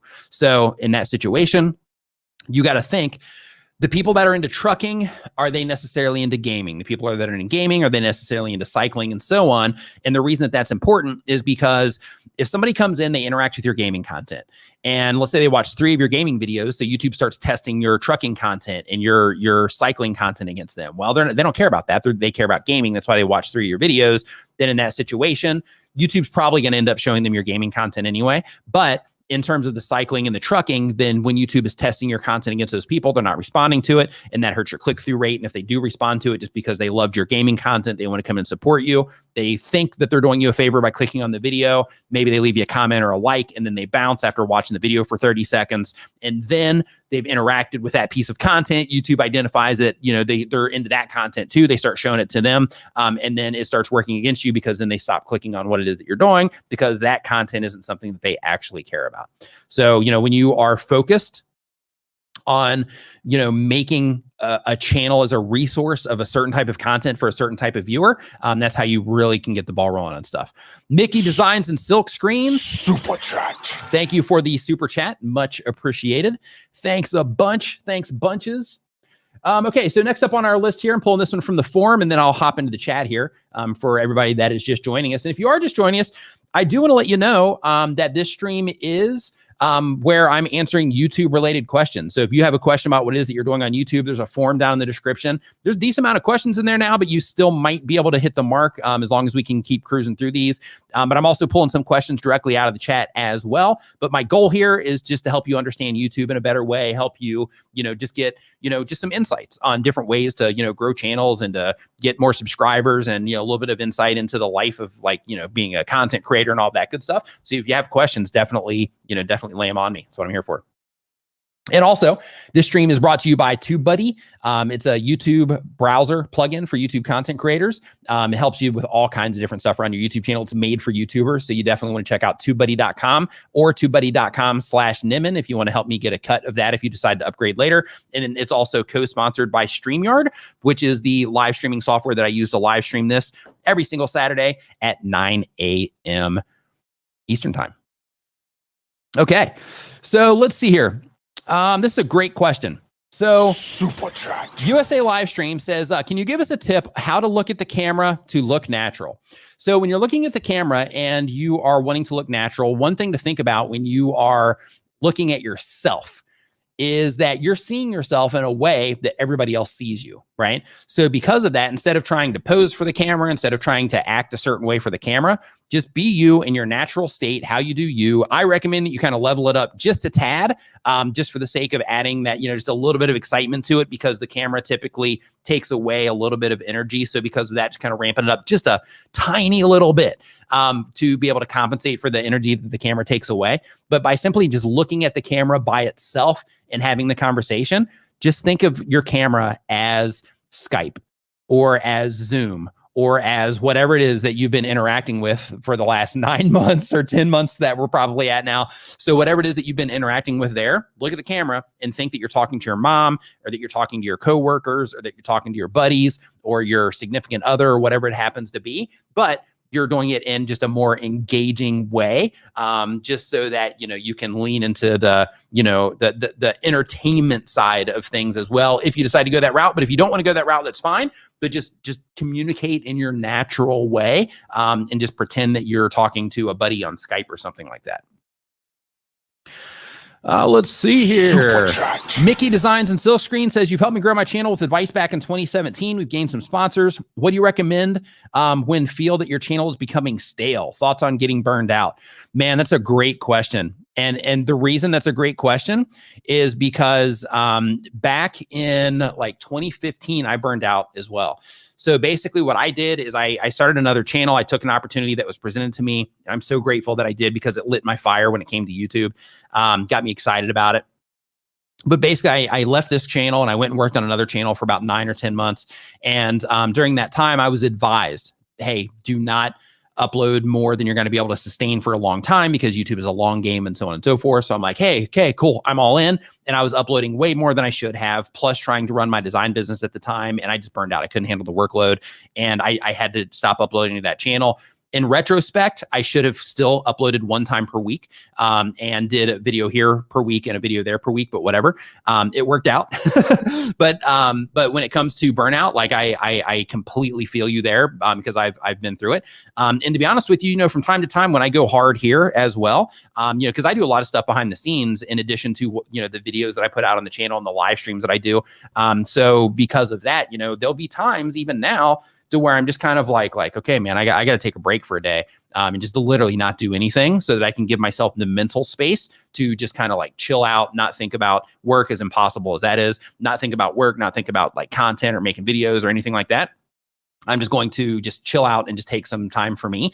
I recommend that you do the same. Another thing that can be helpful for you, and some people might make this sound, or they might think this sounds a little like woo-woo-ish, if that's even a thing. But, meditation is also really good for helping in situations like that as well. It's helped me a ton. So, if you are in that situation where you're feeling that burnout from YouTube, I would definitely make sure that you are, protecting your mind, and that you are meditating, so that you can get a little bit of insights, personal insights into what might be causing that burnout and why you feel the way that you do about certain things and so on. Every time I'm in that situation and I take that break, part of that day is a longer meditation session, so that I can get off on the right foot and start thinking about, okay, let's get my mind together. Let's kind of refocus everything, get my energy together and all that. So that might be something to think about. But with your channel coming stale, the channels get stale because you get stale. And that's not, now I'm not like attacking you, but when it comes to the channel getting stale, it comes stale because, you know, you might be doing the same exact thing that you've been doing since 2017. And because of that, people are just used to it, or maybe it's just not as effective as it was anymore. So because of that, you know, you might have to either reinvent yourself, or you might have to do what it is that you're doing in a different way so that it resonates better with people now compared to what it was back in 2017. So, you know, I would look at two different things that you're going through here: the burnout, and either reinventing yourself or just coming at what it is that you're doing in a new perspective. And both of those, if you do both of those things, they'll kind of help fix each other, because hopefully, as long as you're still into and you still enjoy making content, hopefully the process of you know, reinventing yourself or just coming up with new creative ways to do what it is that you do will take care of that burnout side, because you'll get more energy from being creative as well. So I also will run into that too, because, you know, I'll make videos. Like, how many times can I talk about, you know, getting views on YouTube, right? If you're enjoying the show, remember to give it a thumbs up and share it with a friend right now. But like, how many times can I make a video on getting views on YouTube, right? So because of that, you know, I also have to, like, my creative side comes from like, okay, how can I frame this in a way that isn't to where, like, if somebody watched my last video on getting views, to where it doesn't sound like the same idea. And the reason I do it that way is because I know my videos reach different people that have different understandings of things and that are different places in their lives and different places on their YouTube journey. So because of that, explaining things in different ways can also help the ideas resonate with people, with different people that happen to be interacting with the different videos as well. So those are some things that I recommend in that particular situation. All right, next up on the list, we've got Deaf Monkey XLGT. What is up? Says it's a gaming and tech channel. The goal of the channel is to go full-time and be able to increase the production value to provide more value to viewers. And the question is, right now, I do research and give info about a variety of games. Should I narrow that down to focus on a few titles while I build an audience? Yeah. So right now, if you share info on a variety of different games, then in that situation, while you're doing research and while you're trying to figure out who the right audience is for what it is that you're doing, in that situation, yeah, I would definitely focus on just a few different titles, so that you can focus on the information for them, for the people that care about those. Other things that I would think about as well is if you are, I got you, Donna. I'll get to it right here in a second. But like, if you are making like Call of Duty videos, for example, if that's one of your, you know, types of the games that you play, then in that situation, making videos that are similar or making content about like, well, let's do it this way. People that play Call of Duty, they probably also like other games that are similar to Call of Duty. So because of that, if you can find some crossover games to where you can have those few titles that you are focusing on, we'll just say it's like racing games. Let's do it that way. So in that case, you might have Need for Speed, then you have like Gran Turismo, and then whatever else is out there. So in that situation, you're reaching people that are into racing games, so that while you're in that process of figuring it out, I would just think, okay, what games do I enjoy the most? What type of game do I enjoy the most? Then let me focus on that for a little bit while I'm trying to build the audience. Because ultimately, like I was saying before, when you're turning your channel to a resource for people, like, that's where you really get the wins, right? Because then it doesn't matter what video they watch on your channel, it's a win. Like if you use my channel as an example, and I use it because you watch my stuff, then in that situation, like, it doesn't matter where you're at in your YouTube journey, I have another video that you haven't seen yet on my YouTube channel that's going to add value to you. If you are not into live streaming right now, there's a really good chance that sometime in the future, as a YouTube content creator, you're going to be. So I have videos on my channel that are going to help you with that. There's also the situation where maybe in the future, you're going to be traveling. There might be some situation to where you might have to update a thumbnail on your phone. Well, guess what? I got that video for you too, right? So the idea is just thinking about, like, how can I turn my channel into a resource for a certain type of thing, so that if somebody's clicking around my channel, they're looking for more content to watch, that I can just have that one view turn into a bunch of views on the channel for that person, you know, interacting with what it is that I'm doing. Super Irish Donna Tarot says 1,200 uploads, 14 months, and 14.5 thousand subscribers, 150,000 views at 6 months, and 40 now per month. Whoa, I have no idea what happened to my growth. I've decided to go live, and I need advice. Thanks. Okay, so here's the thing, Donna. What you need to do is the period of time where you were thriving inside of your YouTube analytics, there's a compare feature. So what you can do is you can compare the previous period of time. Basically, if you go into your analytics, up in the top right-hand corner, you're going to see the compare option. So when you click on that option, it allows you to basically compare different date ranges. So you can actually look at what was happening on your channel for the previous date range, where everything was rocking on your channel, and the previous 6 months. And then for the stuff that's going on now, you can also sort by that so that you can just get an idea, like what's happening. Did my traffic sources from search dry up? Did my traffic sources from suggested videos dry up? Are people just not watching as long? Am I not able to get people to click now where I was able to get people to click before? But if you compare inside of your analytics, then you're going to start to uncover exactly what happened to your channel. Because here's the thing, just as a heads up, you can have like 1 or 2 videos on a channel or 3 or 4 videos that drive tons of traffic to your channel. And then if something happens to where the videos that they were pulling a lot of traffic from, like let's say that you were getting a lot of suggested traffic, then in that situation, let's say that you were pulling that suggested traffic from just like a handful of, really strong videos, high volume videos that you were being recommended next to, and you're pulling a lot of viewers from them.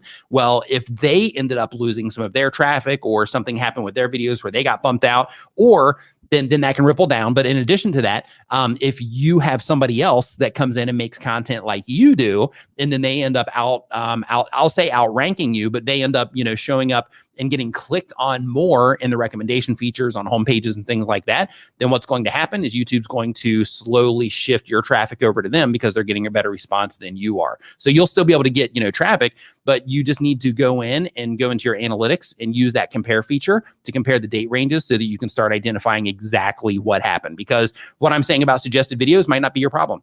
Your problem might be that, you had 4 videos that were getting tons of traffic from Google, and then now they're not anymore. Or that you're getting tons of traffic from YouTube search and now you're not anymore. Or it could be the other way, to where you're getting tons of traffic from the homepage, but now you're just not able to get people to click on the homepage anymore or get them to respond to what it is that you're doing, whereas that you used to be able to. So what you want to do is, if you have videos on your channel, I'm guessing if you had 150,000 views, if you were getting 150,000 views, for the month or for the week or, on a video, then in that situation, what videos of yours are high performers. Go in and compare those as well, the date ranges on those high performers, and then you can start fine tuning it based on the actual video content as well. Heavy Metal Chef. Super chat. Thanks for the super sticker there. I appreciate it. But hopefully that helped you, Donna. Okay, next up on our list here, I think we are caught up over on that side. Let me go into the forum. We got Death Metal Monkey. Yep, okay, so we got him taken care of. So next up, we've got Adventures with Abigail. Adventures with Abigail says that they have lifestyle vlogger teen content. The goal of the channel is to spread positivity and make some moolah. Money. They said money. I said moolah. The question is, I've been doing YouTube for over 2 years now, but I only have 165 subscribers. What am I doing wrong? How do I get people to subscribe? The approach that you're taking is not the right approach. That's what you're doing wrong. Instead of thinking, how do I get people to subscribe? I've been on YouTube 2 years and I have 165 subscribers. You need to actually turn that around, and you need to start thinking, okay, if people aren't subscribing to my YouTube channel, there's a reason for that. That means that people are not getting value out of what it is that I'm doing, or enough value to where they can clearly understand what the value is that I offer in order to get them to subscribe to the channel. So in a lot of cases, because you say here you're doing lifestyle, vlogger, and teen. So in that situation, I'm guessing that you're targeting teens. Those teens just might not be responding to you based on, how it is that you're doing your videos. They might not be responding to you based on, the actual content itself. So for example, if somebody comes in and they start interacting with your video and they end up leaving because they can't see, it takes you too long to get to the actual content they came in for, or something like that. Well, those people aren't going to subscribe because they left, even though you got those views coming in. Same exact thing happens if you have people that will watch for a little bit longer, but then you have some of those people that will explore and see what else that you have on your channel. And then they notice, oh, okay, well, they've got some of this other stuff on here, but I'm actually, I care about this specific lifestyle related thing, not really all the other stuff they have on the channel, so I'm not going to subscribe there. Other things that can mess it up is, like, let's say, your consistency could be off to where, you don't seem like a dependable channel that they can count on over and over and over again to continue to bring traffic, that kind of stuff. In addition to that, make your content about the viewer, not about you, especially right now. So basically what you have right now is you have like Q&A with me, right? And on that particular video, it's just a Q&A video, and it's a 5-minute video, and it's just where somebody has asked you questions. But that has nothing to, like, if that shows up on a homepage, that gives no context to anybody, and in terms of them, knowing what they care. What I got for my birthday 2021, again, that with like just a stock image on there, it's not gonna foot the bill, so to speak. So what you have to think about is this: YouTube is a competitive platform. Every single minute, more than 500 hours of video content are uploaded to YouTube, and everybody needs to know this. Like, more than 500 hours of content are uploaded to YouTube every single minute, right? Think about that. That's just nuts. So because of that, that's what you're up against. So you have to come to play. Like, if you're uploading videos as a hobby and things like that, then that's awesome.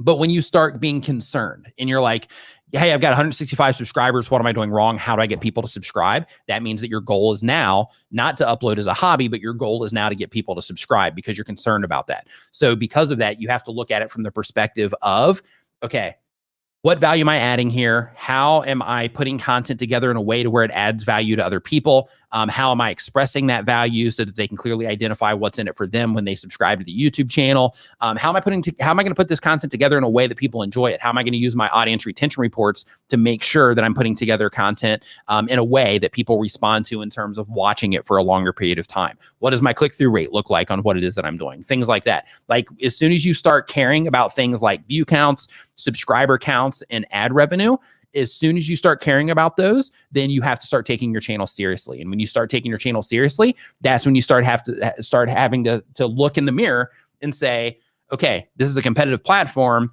How can I level up my game in terms of being able to compete here on YouTube? Because there's a lot of other people making content just like we are. And because of that, we have to be able to get in front of those people, and we have to be able to give those people an awesome experience from the content that we're putting out. If we're not, then other people that are on the platform are going to get that attention that we're after. Okay. Let's see here. Next up on our list, we've got Joni. Super Joni says, recently a company asked for pricing to sponsor me, replied with my media kit, and haven't heard from them in a few days. Should I reach out again? Absolutely. Reach out, just let them know, say, hey, just wanted to, follow up and, just confirm that you got my email, see if you had any questions that I can answer. If not, what are the next steps that we should take to move forward on this? So then what you're doing in that situation, you're opening it up saying, hey, if you have any questions, let me know. And then you're also kind of putting them in a position of like, okay, now we got to start discussing the next steps, which puts them in the position of saying, we're not interested. Or the next steps is, we want to order, 3 videos from you or 6 videos from you or 1 video from you or whatever it happens to be. So absolutely follow up. If it's been a few days, one thing to keep in mind though, because I just, that detail just kind of jumped out again. So if it has been a few days, just one thing really quick just to think about is, if it is a company, if it's like a bigger company, they might have like, different people that they have to pass that on to. So because of that, give it like a week or something and then reach back out. Let's see here. Next up, we've got Jake Tilk. Jake Tilk says, 573 subscribers, growing fast. Just want to thank you for the videos. I teach people how to grow on Instagram. How do I request a channel review? So first off, high five, fist bump to you. Nice work on getting 573 subs quickly and also helping people grow their Instagrams. That's a huge win. I suck at Instagram. But anyway, when it comes to getting a channel review, in terms of like what we typically do here in the live streams, like when we do those, we haven't done them here in a long time, is it's just kind of like a once over, like, hey, this is a first impression thing. In terms of the members only stuff that we do when we do those live streams, then I actually look at channels and I give, some information based on what's going on in the channel. And there's a queue for that. So if you are wanting to get into that queue, I recommend that you join as a channel member now and that you hang out in those live streams, when they come up, so that you can see, if we get to your channel. And the next thing is, if you are looking for direct consulting or something like that, I recommend that you reach out to Roberto Blake, Daniel Battelle, Brian G. Johnson, so that because all of those people, they do reviews, they do one-on-one consulting right now, and they can help get you on the right track. So those are my recommendations for you in terms of like a specific channel review. And when it comes to the channel reviews, like if you actually do hire Roberto or Daniel or Brian, in that situation, you are going to get way more than just a channel review, because in that situation, they might also talk about, you know, like just strategies moving forward and things like that, just like you currently do for Instagram. Let's see here. Next up on the list is Ask Our 80s Life. Says our channel's finally started getting some traction. Problem is, a lot of the traffic is the result of an older video that has recently taken off. How do you recommend we keep this momentum going? So that's a great question. So if you are trying to keep the momentum going when the traffic is coming in from an older video, just think of the activity that's happening on your YouTube channel right now is going to be around the topic of what it is that you are doing in terms of the interest. So what you want to think about, the videos that you're going to be publishing here over the next few weeks, try to think the people that watch the video from that older piece of content, what do they care about? And as long as it's still in alignment with the direction that you're taking the channel, then in that situation, what could we make that the people that are coming in that are really responding to this particular video that's getting tons of attention right now, what can we make next that those people would be relevant to the interest of those people and the thing that they care about in terms of what you've proven that they care about by them clicking on that the video that you've already made. You want to think, okay, what would be a logical next step if it's showing people how to do something? If it's something, could you say, ask about our 80s life? So in that situation, if it's something like, maybe if it's like a nostalgia video on like games or something, if it was like Nintendo, and I'm just brainstorming here, but if it was something like that, just as an example, if it was like old Nintendo games, then maybe this next video that you would put out would be something on like old Sega games or something along those lines. But you want to just think about, if they're interested in this and they are responding to this, what can we put out next that would also be a good fit for, you know, the interests that we've proven that those people have based on the video that they clicked on and enjoyed. Okay, so I'm going to pull one out of the form here, and I saw the other super chat come in, so I will be grabbing that right here in just a second. Let's see here. So this one comes from, let's see here, GeoZoo. Says that, let's see here, they upload when they have time. They've been on YouTube for a year or more. It's educational content. The goal of the channel is to have fun. The question, I'm beginning to consider using my face in videos. I just need to know what kind of racism would I face as a Black in the YouTube community and how to prepare for it. Just like you do in the real world. So anytime you are, you know, in those situations in the real world, you're going to have people that'll judge you on YouTube as well. It doesn't matter, you know, if it's your race, it doesn't matter if it's your culture, it doesn't matter if it's your age, if it's your orientation, like whatever it is, people are going to find things to pick on you about. How you say things, you know, all of that. I get comments about my hair. I get comments about, or my lack of, hair. I get comments about my lack of hair. I get comments about how I pronounce specific things. I get comments about my age. I get comments about, you know, people expecting me to have PewDiePie's numbers instead of, you know, numbers of a channel that has like YouTube help content. I get comments about all kinds of, you know, stuff going on in my background, like anything you can possibly think of. I get comments about it on the negative side. Every content creator does. Once you start getting, you know, traction on your channel, you're going to have those people that do that sort of thing. So here's what I recommend. In your situation, if like there's something in the back end of your YouTube channel called the blocked words list. Now, in that blocked words list, if you go into, let's see here, if you go into settings down here in the bottom left-hand corner of your creator studio, and you can do this on a phone as well. You just got to make sure that you're using desktop mode and you visit YouTube that way.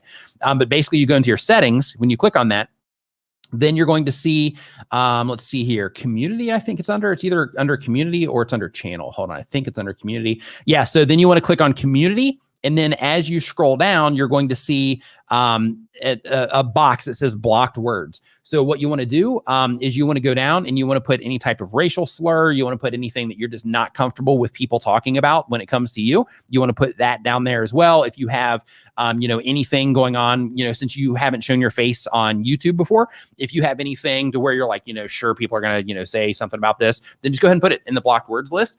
And how that feature works is if somebody comes in and they say something horrible or they say something where they include that word or phrase, then YouTube will automatically hold that comment for review, and you don't ever have to see it as long as you don't click onto the comments held for review. But you don't ever have to see it, and that comment just basically gets pulled right out of the comment section, put over in your admin section of your YouTube channel, and that person will still see it, but they won't know that it got shadow banned based on them being hateful. So let's see here. It's a great question though. Next up on the list, we've got Ray's Astrophotography. Says, thanks for the suggestion, Nick. I moved up 9,000 to 16,000 in 4 months. High five and fist bump to you. Excellent work. Blowing up. That's what I'm talking about. Whoop, whoop. If you're enjoying the show, remember to give it a thumbs up and share it with a friend right now. All right. So the next question that we have here on the list, Flash in your pan, what's going on? Hope that you are doing awesome. So, hey, one more thing I want to let you know, just as a heads up. So we officially launched our video editing service. So vidcharge.com. If you are a content creator that is serious about your content, you don't want to edit your videos anymore, and you want professionals to edit your stuff, and you want people to actually look at your content and help you kind of fine tune things in terms of, improving your audience retention and things like that through the edits that they're doing, go to vidcharge.com/packages. And you can see what we have to offer for you over there. Doug, if you wouldn't mind, if you could just drop that into the chat as well for anybody that is interested in that.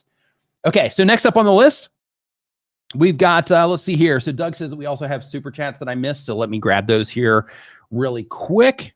And let me take this off of there. Okay, so he says that we missed it from Captain Irish and Gloria Ugly. So let's see here. We've got Captain Irish. Okay. I live stream 6 days a week. It's my full-time job. I've noticed notifications haven't been going out and recommendations are flat. Any advice? So in terms of the recommendations not going out, or notifications going out. So basically when it goes to notifications, the notifications now are just on platforms. They don't send emails out anymore. So that's been a thing that's been going on for a while. So just as a heads up there. But in terms of you getting, that activity when you're live, start scheduling your streams out in advance. Any video content that you make, if you make any, make sure that you're letting people know, hey, I live stream at this day on this time every single, 6 days a week. So keep spreading awareness there. So that kind of like what happened here, to where, by spreading that awareness, you are putting yourself in a position to where people know that, hey, if I'm not doing anything at this time of day, I can go and, hang out over here. So definitely make sure that you're spreading the awareness there.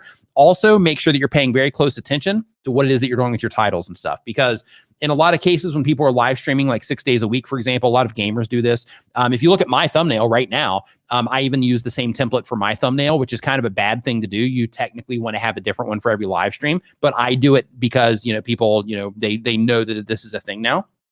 But if I wanted to reach more non-subscribers with these streams, I actually wouldn't do that. But anyway, like what you want to do is you want to say, with your thumbnail and title, you want to make sure that you are packaging your live stream up just like you would a piece of video content for everyone. I know it's going to be more work because you're streaming 6 days a week.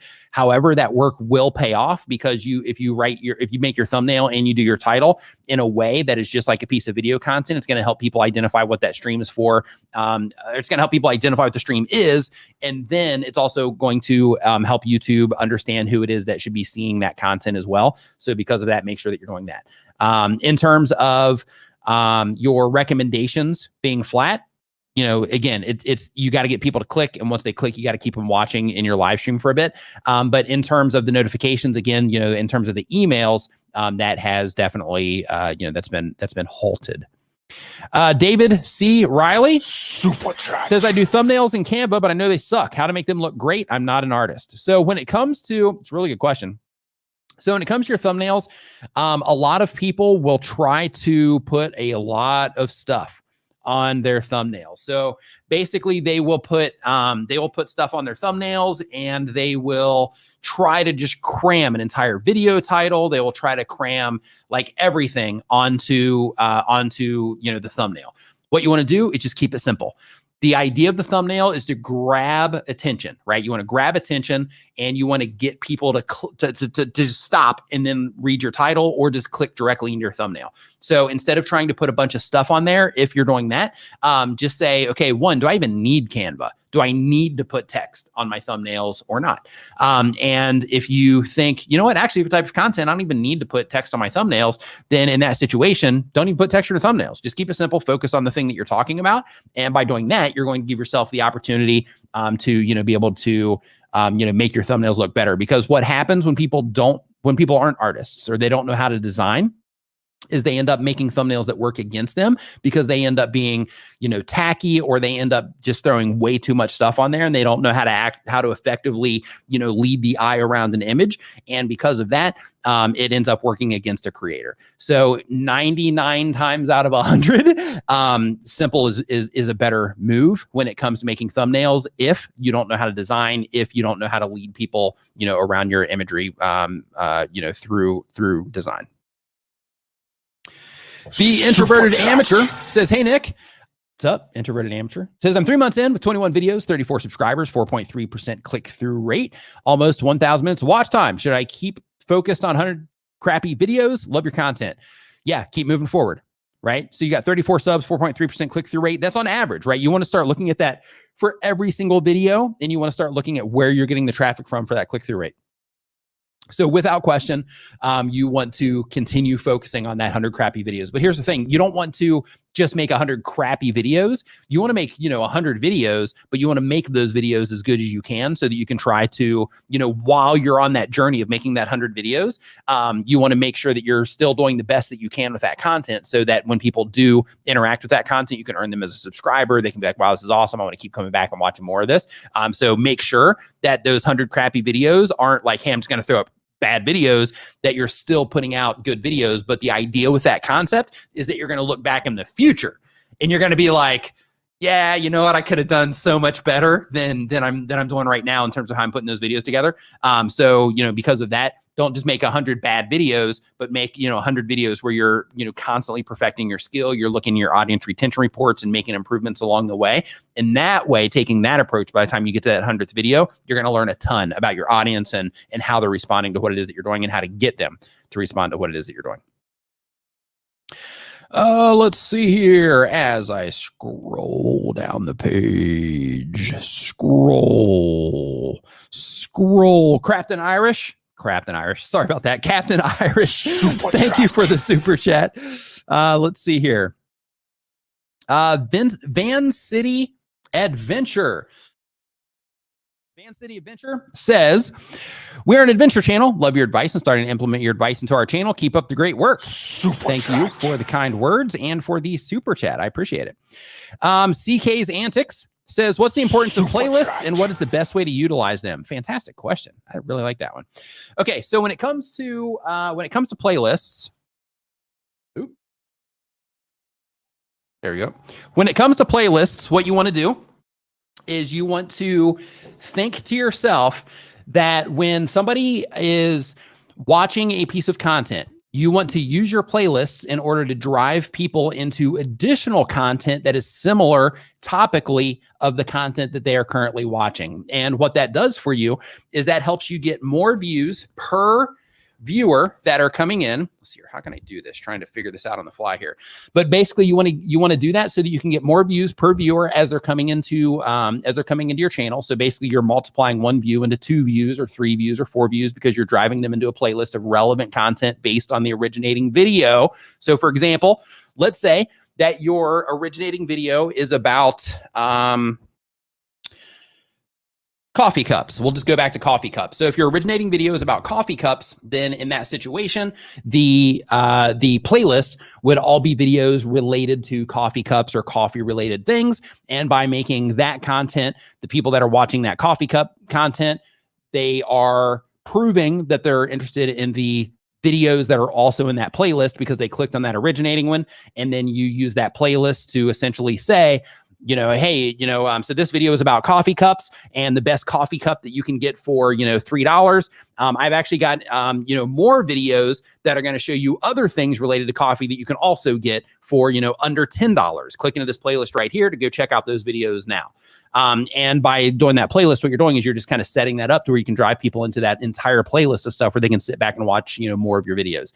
In addition to that, you can also make sure that you're using those as pinned comments as well, so that you can drive people again into relevant content sets. You can also use playlists on your channel page, where basically as sections is how you load them to your channel page. But the idea is that when people land on your, see if I go down here a little bit. There we go. So when people go down to your channel page on your YouTube channel, then what you do there is you organize, you start at the very top and you're like, okay, here's my channel art. And then here's my latest uploads playlist. And then from there down, you start thinking, okay, the people that are coming into my channel, the content that they care about the most based on, the stuff that's getting the best response, that's the stuff that I'm going to start featuring at the top, and I'm going to start working my way down, or I'm going to start using these playlists into sections to kind of break my content down into different things that people care about. So for example, if you look at my channel, I have content on my channel page that is mobile content. I've got a live streaming playlist. I've got YouTube tips playlist. I've got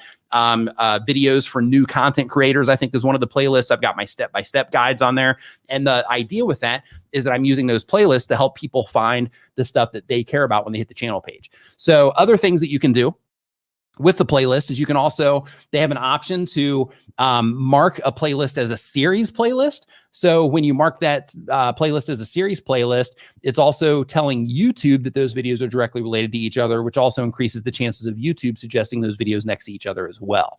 So that particular feature, it's almost kind of hidden, but I have a video about channel settings. You want to check that video because I show exactly where that's at in that particular video as well. Let's see here. Next up on our list, we've got, let's see here. Julie Wakefield in the house. What's up? Hope that you are doing fantastic. Let's see here. Little Crafty Nook. What is up? XXX Huge, the Pug XXX super sticker. Thank you for that. I appreciate it. Let's see here. Don't forget to check Gloria Ugly. Thank you, Doug. I almost went over that one. Okay, Gloria Ugly says, I'm still trying to figure out what to give my audience. I have a decent following on each platform, but I give different things on each. So then just respect the platform. So whichever platform it is that you're on, where that particular audience cares about a particular thing on that platform. Let's say they come to YouTube for you for one thing, they go to Instagram for you for something else. Then in that situation, put the relevant content on Instagram that they care about there, grow that there. For YouTube, put what it is that they care about here on YouTube and what they come to YouTube for, put that stuff here, grow your YouTube channel based around that stuff. So for example, if you go look at my Instagram, even though I hardly use it, if you go look at my Instagram, I recently started, not recently, I mean, I stopped probably 6 months ago, but I had a period of time to where I was like, hey, I'm going to just put up like, random pictures, and I'm going to do like some motivational stuff or maybe some inspirational stuff or whatever for content creators. So there, that was kind of starting to be a thing to where I could do that over there. And then I give like tips and tools and all that good stuff over here. So just a little bit of a, something different. So I recommend that you take a similar approach and just respect the platform and what it is that they want from you on the platform, because, some people can get a different experience from you here than they do over on Instagram or Facebook or, whatever it happens to be. Zaggy DK. What's up, dude? Hope that you're doing fantastic. It's been a while. Hope that you are doing great, man. Says, really loved the stream with Daryl last weekend. Sad I missed it live. So much knowledge in that one. Yeah. Daryl, man, he brings it. He definitely brings the heat. So what he's talking about here is the live stream that I did last week with Daryl Eves.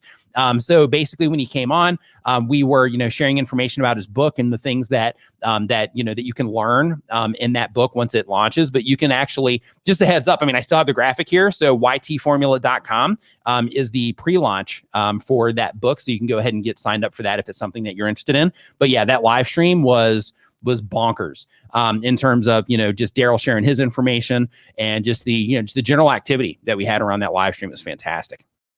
Let's see here. So next up, we've got Paul Peck. What's up, dude? Hope you're doing great. James Hewitt. Roberto Blake in the house. What's up, dude? Says, bingo, the Crappy Videos Challenge is that we all hate our old content in hindsight. Absolutely. So Roberto, man, I'm going to be sharing a link here shortly if you are, if you have time to come in. Cool. If you are busy, totally understand that as well, but I'll be sharing that here in just a bit. Let's see here. One Step says, Super chat. Years ago, I made here. Let's do this in like a fun, like old presidential type of voice. Ready? Years ago, I made a mistake and paid for my subs. My channel is now more stagnant than ever. No, that's a bad president voice. Okay, so should I start over a channel? Did that ruin my channel? So basically paid for subs. My channel is now more stagnant than ever. So here's the problem when you pay for subscribers is when you pay for any activity on your YouTube channel is when you do that, you are getting the inflated numbers, but you're not putting your content in front of people that actually care about what it is that you're doing, that care about the actual content that you're putting on the channel page, and because that it can work against you. So I'm saying that for the people that haven't paid for them, but maybe they're considering it, or they're considering doing other avenues of, not doing it the right way. So I mentioned that. But in terms of it's more stagnant than ever. It's not really that you necessarily need to start another channel, but if it was me, I would. So like if you have tons of videos on the channel, then in that case, I wouldn't. I would just, keep trying to, work through it. But because YouTube will end up detecting those over time, deleting them, all of that, but it might take some time. But if you're like, hey, you know what, I'm just getting started. I did this. It was a mistake. I don't have a lot of content on the channel yet. I just want a fresh start. Then in that case, I would definitely do a new channel. And I would also kind of think about this long game wise. And by long game wise, I mean, eventually you're going to get to a point, if you haven't already, to where you're going to apply for monetization on YouTube. If they identify that you have done any type of that activity, then it's possible that they could prevent you from joining the partner program because of it. So if anything else, if for no other reason, I would do it because of that, if you're wanting to eventually earn ad revenue from what it is that you're doing. Let me squat down here. Let me see if that'll do it. Make it a little bit more comfortable there. There we go. That works. Okay. So let's see here. As we keep on going, Costume CO says, leave Nick alone. He was trying. Yeah, I'm not sure what was going on there. Let's see here. Oh yeah, on my president voice. Yeah. I was trying, but what are you gonna do, right? That's why I'm a YouTuber, not a president. Right. Let's see here. Neil says not voting for me. Sorry, that was awful. Yeah, I know. What can I do? Let's see here. So as I keep scrolling, we've got Scream Queen Gaming. Says I make indie horror game videos. Been doing that since October 2020. Not sure if I can niche this down more. So indie horror game videos, that's pretty niche down. So if, people are into, I'm guessing you're talking about like Resident Evil and things like that. So, people that are into those types of games are into those types of games. So because of that, I think you're pretty niche down in terms of serving the group of people that are into that. If you're not getting a great response from it, then I recommend looking in your analytics to figure out why, in terms of look at your audience retention, look at your click-through rate, look at that from all the different traffic sources, look at the actual impressions that you're getting, look at how many people are completing your videos, look at out of those people that are completing your videos, how many people are clicking onto, clicking your end screens, that sort of thing. Start looking into that so that you can start understanding how people are responding to what it is that you're doing. That by itself, could be all that you need to do compared to, completely changing the specific type of content that you make. Because, if you learn how to use your analytics, that by itself can be all you need to, really get things rocking, because it basically, it kind of like gives you the roadmap to, how to make good content that people respond to, for the people that YouTube is showing your content to. Okay. So next up, we've got Neil Urban Explorer says for president lessons. Yeah, definitely going for it. So let's see here. Brian D. Johnson says you can make millions with ClickBank. Not sure where that came from. So yeah, there's that. So, if you're going for ClickBank, let's see here. So let's see here. So next up here, let me go back into the forum really quick. I'm starting to get a little sidetracked here, having too much fun. Red Haven Paranormal says that they've been on YouTube for a year or more. They have a paranormal app testing and reviews and explorations channel. The goal of the channel says, I've always enjoyed this subject and I wish to help others who are interested in it at all. The question, what can I do to get more engagement from those who watch my videos? This is a great question. Who here would like to get more engagement on the videos that you are publishing to YouTube? Did I turn this one off, I wonder? Yep, it's off. So basically, when it comes to getting more engagement on what it is that you're doing, what you want to think about is that you want to make it easy for people to engage with you. So first is the value that you're bringing to the people that are watching your content, right? Like that by itself can, if you start getting views because you're putting out good content, then people will naturally engage. But then if you start taking things up a notch, and you're like, okay, well, how can I start being strategic about this? One easy way to get more engagement on what it is that you're doing is simply to ask for it. But people typically do this wrong. So when people are doing it wrong, what they do is they'll do things like this. Hey, I'm Nick. Welcome to another video. Before we get started, I want you to smash that like button. Go ahead and give me a subscribe if you haven't yet. I put out awesome content. You're absolutely going to love it. Make sure that you share this with a buddy. Leave a comment as well. I've got merch available down in the description. Make sure you click on that and buy some of that. And oh, by the way, I'm going to be collaborating next week with my homie Jason over here. And I want you to go over and subscribe to his YouTube channel as well. And make sure that you're also here on Saturday when I live stream, because, you know, it's a killer live stream. You're absolutely going to love it. So now that we've got all that out of the way, let's get into the video. That's not what you want to do, right? And that's like an extreme version, right? So the better version is, on this channel, I do this. In order to get this, all you got to do is click the subscribe button, right? When you're making your video content, let's pull one out of the chat here. Let's just pick somebody. Doug says lots of engagements on Valentine's Day. Yeah, you definitely get more on Valentine's Day. So let's see here. So let's grab. Okay, we'll grab Costume CO. So with Heidi at Costume CO. So her YouTube channel, she basically talks about costuming, right? And she basically highlights all the different, costumes and the attire that people are wearing in all the, popular movies and TV shows and stuff. So one of the things that she can do, and you can apply this to your channel as well, to get more engagement in terms of comments or likes, is she can have that comment or like as a reply to a question that she's going to ask. And what I mean by that is when she is making her content, she's putting her content together, she can talk about something like, oh, I really love the armor on this Mandalorian. Like this part right here, this satchel, this leather satchel on this Mandalorian, and how it's like worn down right here. And you can actually see that this part here is worn a little bit more. And that's because it like rubs on the leg. That's such a cool detail. If you notice that, no, because that would be too few people. If you also love this leather satchel, just give this video a thumbs up, just so I can get some feedback on this leather satchel, because I think it's awesome. But anyway, and then she keeps talking about whatever. Now, the next thing you can do, and all you're doing in that situation, is you're using the like button as a response. That's it. And then the next thing that you can do, make sure this is in alignment. That's about right. So the next thing that you can do in that situation is that you can say things like, okay, this is the Mandalorian. This is the different armor that I have on the Mandalorian. Let me know in the comments which episode of the Mandalorian was your favorite so far. And by doing that, what she's doing is she's asking people to leave an answer to a direct question instead of just saying comment. And by doing that, you're going to generate more engagement, because you take the hard work out of interacting with you and you make it easy. And that's the thing with all this, right? Is when you can make all of this stuff easy for people, then you're going to do better. So when you make it easy for people in terms of, these are more videos you're going to like, click on this to go watch more. Pinned comment, this is more stuff you're going to like, click on these to watch more. With the engagement, answer this comment, right? Or answer, this question as a comment. It's easy. Just click the thumbs up button. It's easy.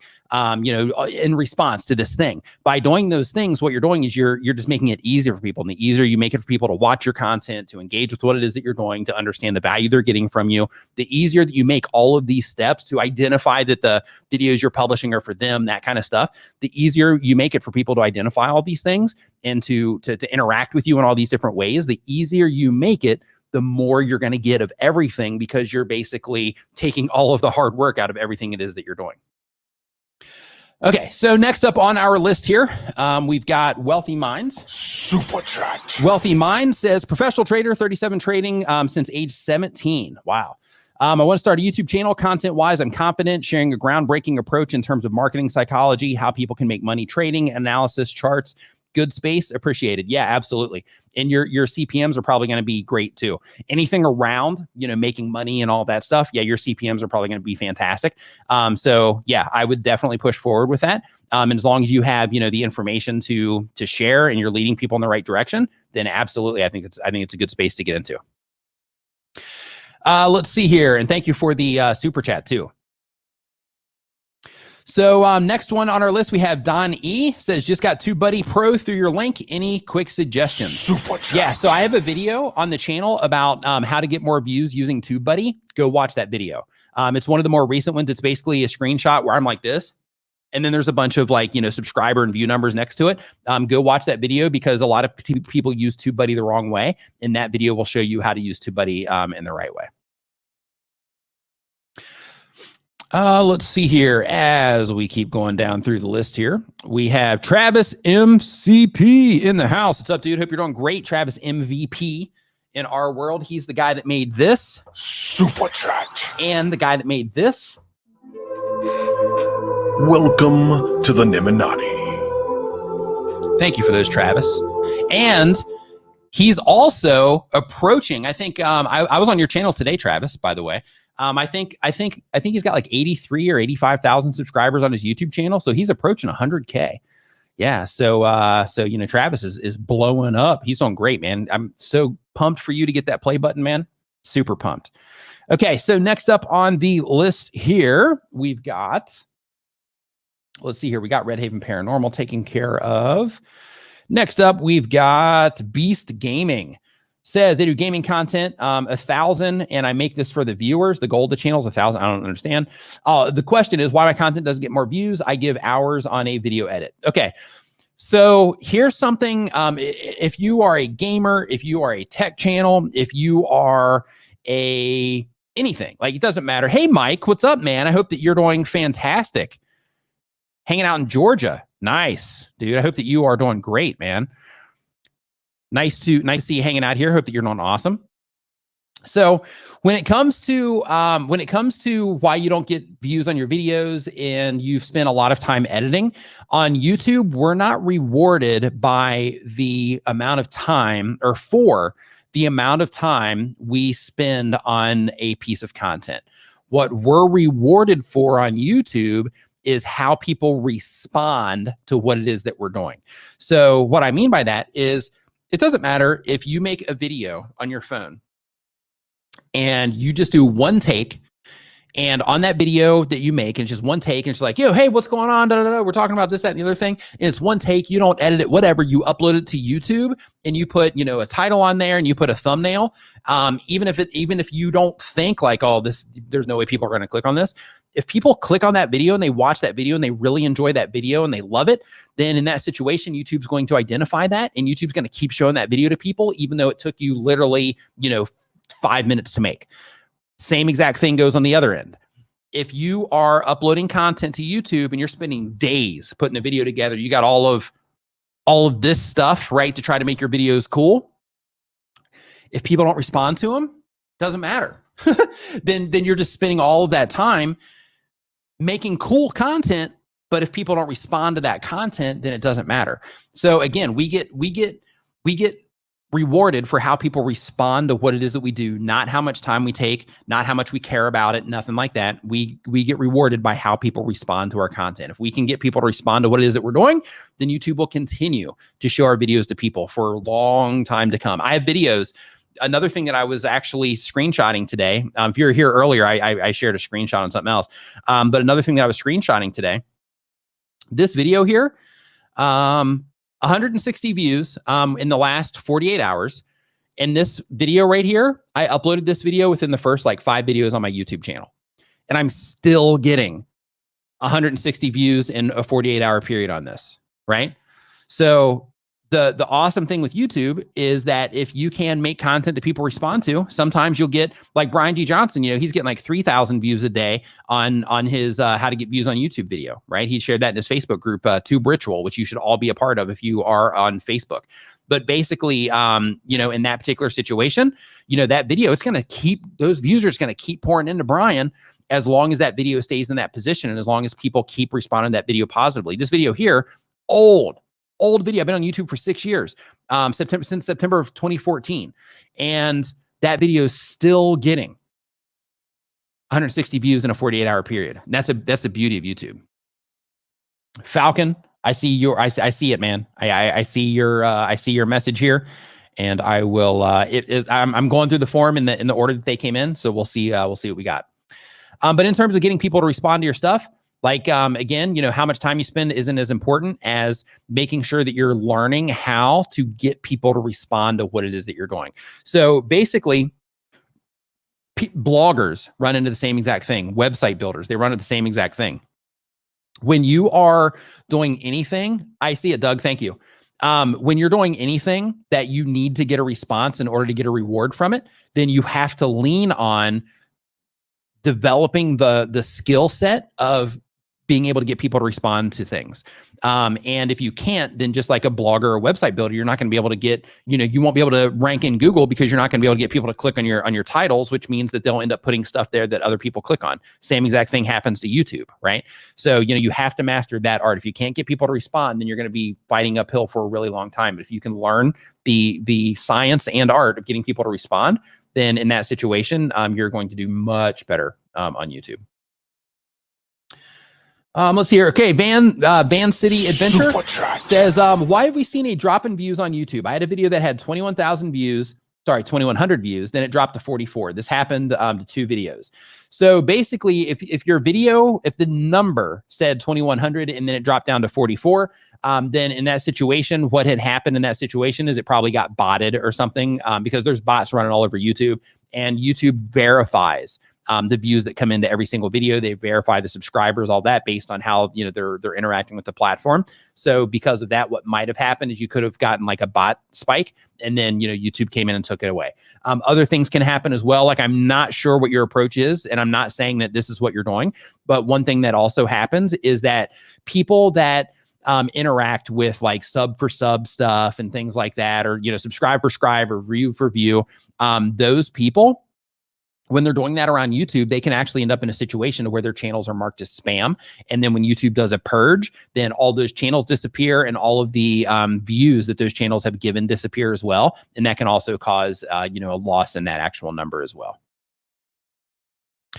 Will I really am says, I can't afford good equipment. How do I proceed? Use your phone. So if you have a phone and you have a camera on your phone, then you're armed with everything that you need. So basically, there's YouTube channels. My brother has one. If you look for D Nimmin, where the entire channels help you learn how to maximize your use of your mobile device to make really good content for YouTube or any other platform you want to make it for. So use your phone. You don't have to have the high-end cameras. You don't have to have all the lights. You don't have to have all that stuff. Now, it makes everything look cooler and you feel good about it, when you publish it. But at the end of the day, that response thing that I was just talking about, if people respond to what it is that you're doing, it doesn't matter what you made it on. Nobody cares. Like, nobody clicks on a video. I mean, okay, I'll go outside of that. And if the title is, this was made with a red camera, then in that situation, people would click on that, the filmmaking crowd. But like, outside of that, if I were to start making videos on a red camera, and those, by the way, a red camera, it's just like a really expensive camera. If I were to start making videos on a red camera, you wouldn't respond to my content any differently because I was making videos on a red camera, right?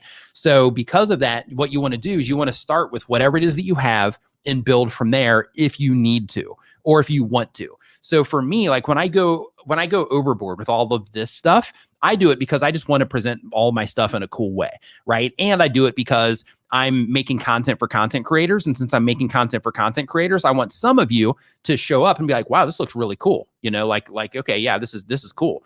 So that's what I do this for, but it's not a requirement. Like when, like technically, cause right over here, I have a curtain. And it looks really similar to my old place, this over here. So because of that, technically, I can put up a camera on a tripod over there, and I can just crank out videos all day long of me just bouncing around the frame on that. And you see the curtain in the background. Maybe I put a computer screen over there as well. And like, that's it. I don't need all of this stuff, but I just do it because that's what I actually grew the foundations of my channel on. But like all this stuff, I just do this just because I like trying to make things look better and better and better over time. And, it's fun. Putting it together too. It's fun just trying to think, like, for example, like this setup here. When you look at this from your view, things, look a certain way. But what's funny is before, that's interesting. That light isn't showing up as much there as it seemed like it was before. But before this stream started, I'm in here and I'm like adjusting the camera to make sure that you can see the TV right. I've got this light bar that I got from Godex that's behind the TV. It's actually hanging behind the TV on hooks so that I can put that blue color behind the TV to kind of draw some attention over there to that. I've got another one of those poles, the pole lights down here underneath the carpet. So I can get this blue separation behind me right here. And then of course I got these lights going up in the side. But what's funny is if I go through and I start turning this stuff off, I'll explain it really quick just for fun. So like, for example, right here on the screen, you see this red that's coming in here. Let me just hit this one thing. So basically that red there, I put that there because I'm like, okay, you know, it's a little bit too dark in that particular spot. Let me light it up. So when I turn on my office chill setting, you'll see there my office chill spot. So basically when I turn on the office chill, then in that situation, it turns on a red light that's hitting this so that, you know, it can kind of separate here, but not pull too much attention to it, but it kind of covers, it makes it so where it's not a dark spot. I also have a blue light that you don't see that is a little bit outside of frame over here, kind of over against the wall a little bit. And then that's shooting over to add just a little bit of light to this dark area over here, but I need to brighten it up a little bit because it's not enough. But in addition to that, you know, of course, like with these bars in the back, which this is something that I'm going to work on because I got to come up with another solution for this. Because I've had friends like send me information, like send me screenshots of other content creators that are doing the bar thing as well. So I'm probably going to change that. I'm not sure yet, still working on it. But anyway, like the idea that I'm trying to express here is that, you know, a lot of thought goes into trying to make everything look cool as well, but it's not required. Like it's not like none of this stuff. If I were to stand like, look, I used to do live streams on my phone. Like that's how I got started doing live streaming is YouTube put out the mobile live streaming feature. And I started just going live on my phone and people, you know, came in just like they are right now. You know, people would come in and we had the same exact thing going on. It was just me standing there by my desk because I only had the one desk and I was just standing there by the desk. And I had this on a like pole or whatever. And then I had I got a little converter so I could get good audio because audio is really important. But I had a converter and then I put I attached a microphone to the phone and I did a live stream for, you know, like 3 to 6 hours just on my mobile device. So, you know, that's what matters is like the value that you're adding to people. That matters way more than all the stuff. The stuff is fun. It's cool. It's fun to have and to tinker with. And it makes everything look cool, but it's without question, it's not a requirement. Okay. So a lot of super chats came in. So let me get to these really quick. Dave Curley. Welcome to the Niminati. Welcome to the Niminati, the channel membership. Make sure next time you're on Facebook, you look for Niminati VIP. That is our members only Facebook group. I see you in there. I live stream over there every Monday now, every Wednesday now. So definitely make sure that you head over there. Let's see here. So Nick's Fan TV says, great setup. What tripod is holding the main DSLR? So this one is which technically I want to switch this out for the one that's up here. Because that one's actually a better camera. But unfortunately, like when I do like when I do calls with people, for example, like, you know, probably sometime this week, I will end up, you know, on a call with Brian G. Johnson for, you know, an hour or two. I'll be talking to Danielle from Cutting the Caboose or from Tube Spanner, whichever one. Like we'll hop on a call or just other people just in general. Like I'll hop on calls. And like, this is the cam that I use for that as well. So it just puts more wear and tear on this one. And it's not as good of a camera as that one, but technically I should have that one here just so I can get the, you know, better image quality. But anyway, this is on a Manfrotto super clamp that basically it just clamps to the edge of the desk. And then it has a arm on it as well. Another Manfrotto arm. And that Manfrotto arm, basically it bends or it just kind of pivots around to wherever you need it. So you can adjust the height and, you know, exactly where it is on the desk as well. So that's what's there. Okay. So Brian says, Nick off the tech rails. Yeah, a little bit. Okay. So let's see here. First one, we've got hello, Maria Nicole says, I use graphics. I give a question of the video. I pin comments. I practically beg. Why won't people leave comments? So if you do give a question in the video, you pin the comment and you practically beg, why don't people leave comments? So in that situation, it might come down to how you're framing the question. It could come down to just people aren't incentivized yet enough for your content. So I'm actually going to look at your channel. I'm not going to pull it up here on the stream, but I am going to pull it up over here in a side window just because I want to see what it is that you have going on. I mean, heck, I can pull it up on stream, I guess. Let's see here. Actually, if I pull it up on stream, the view will be nice and weird. Let's see here. What fashions in my closet? Let's click on this. Okay, so the problem more than anything is just that you're not getting a lot of views, but I can tell you that like this video, you have 58 views on it, you have 2 comments, so you're on the right path. You just have to get more views on what it is that you're doing. This one here, 281 views. 8 comments on this one. So technically 3, but you're not doing horrible. But yeah, you definitely need to ramp it up a bit. But one thing that might be beneficial to you is I'm not sure where you're adding the graphics or where you're asking people to comment on what it is that you're doing. But you might want to start doing that a little bit sooner in your videos. So maybe, towards the front, like as you're talking about, like in this case, Suzanne and Nordstrom mini haul. You could just say something easy like, hey, let me know with a yes or no down in the comment section. If you have, any experience with Suzanne and Nordstrom, products or, whatever it happens to be, like that kind of stuff, to where you kind of front load it instead of waiting later in the video to ask. But one thing that's going to help you with that as well, and knowing where, and this is a power tip for everybody here. So listen to this, take a note. So one thing that you also can leverage with your YouTube channel is you have inside of your audience retention reports, you can see where you have the most people and where people, typically fall off, and what your viewership is typically like, a minute, 2 minutes, 3 minutes, 4 minutes in your videos. So what you can also do is you can make sure that you are trying to get the engagement when you do have the audience retention, maybe not at the highest, but, before it starts having a strong taper off, start trying to get that engagement happening there, because one, that can re-engage people, which can keep them watching longer. But also, I don't know what just happened there, but also you have more people watching at that point in time, which means if you have more people that, you might be able to convert more people into that engagement, compared to, if you have 10 people watching, it's going to be harder to get, a lot of comments compared to if you have, 200 people watching at that particular point in the video when you ask people to comment or to answer a question. Flash in your pan, thank you. Dylan Talks Tone says, in January, my views were up. Here, let me, hey, Roberto Blake says he's hopping on in a bit. Let's see here. So we've got, let's see here. Yeah, I'm going to be sharing that link here in just a second. I'm going to go through these remaining questions, and then I'm going to drop that link in there for anybody that's going to, come in.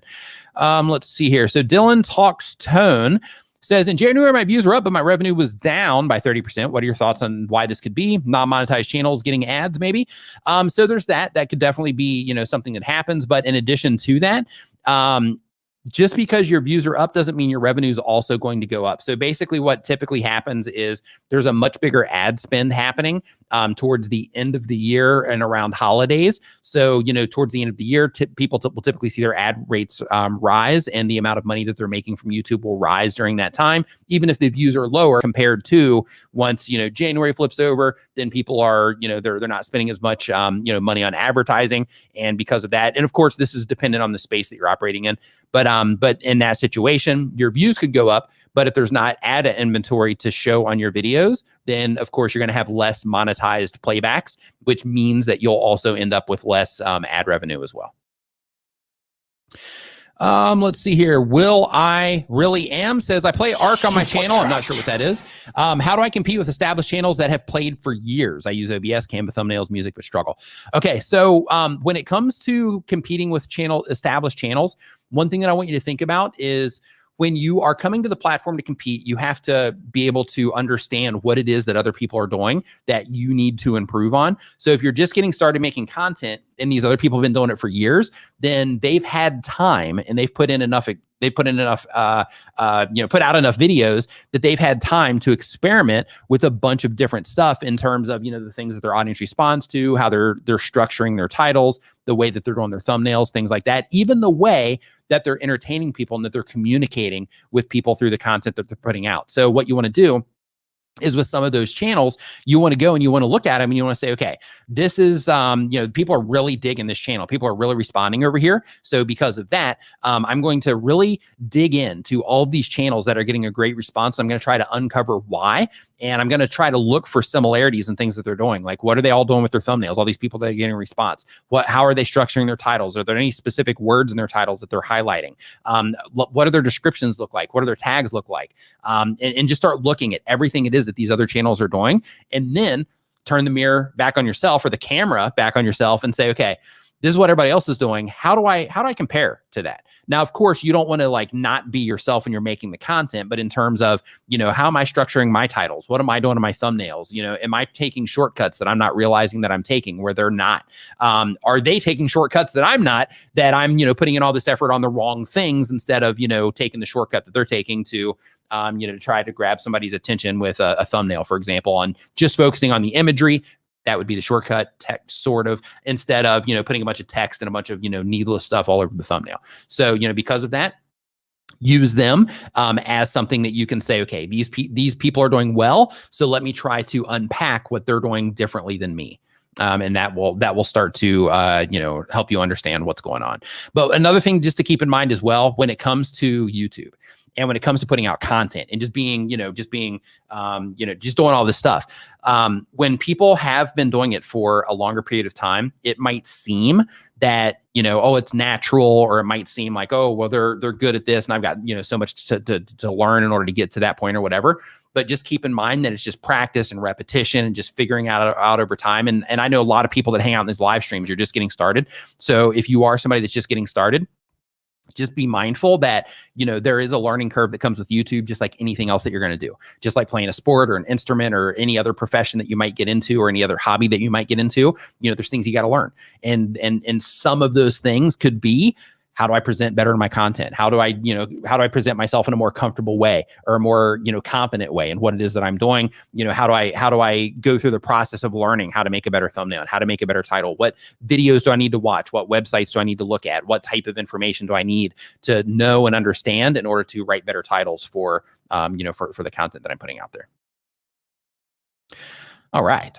So let's see here. I'm going to drop this link in here so that anybody that wants to come in from that group can come hang out. Boom, boom, booyah. All right.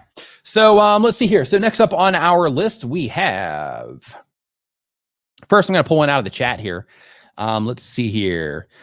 Van City says that I got theirs. Cool.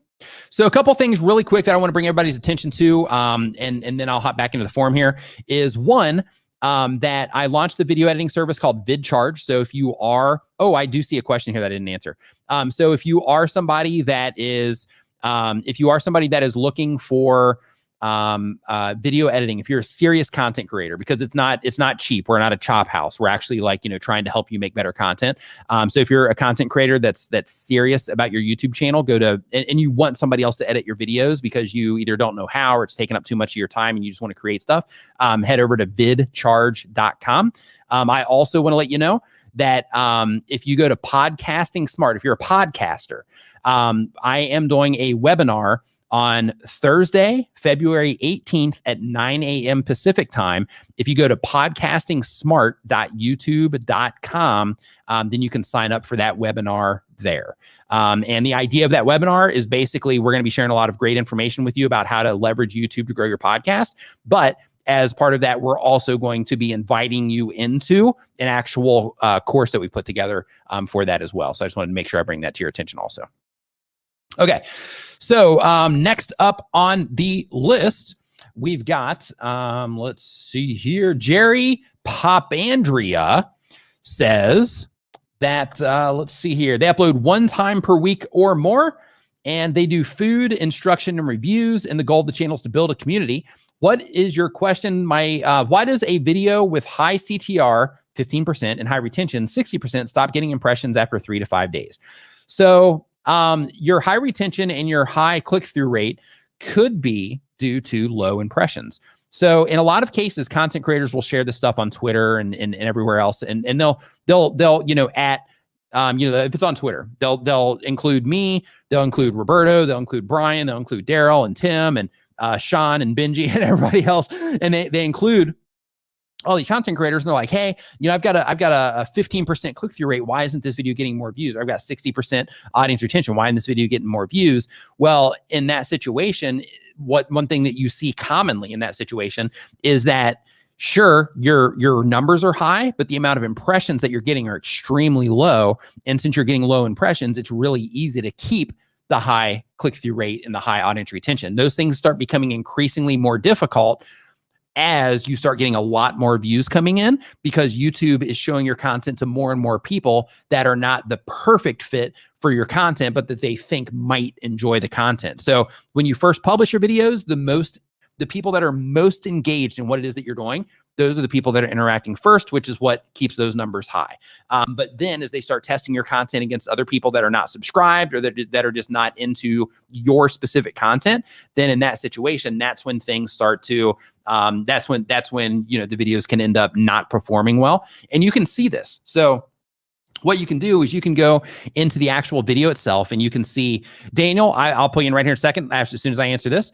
But in the in your click-through rate, if you go and you look at that on the per video level, you can see typically when you publish the video, you'll have that spike, and that's because those are the people most engaged. And then you'll see it, you know, start tapering off from there. And that's because YouTube shows your content to those ideal people at first, and then it starts testing against other people. So that's what's going on there.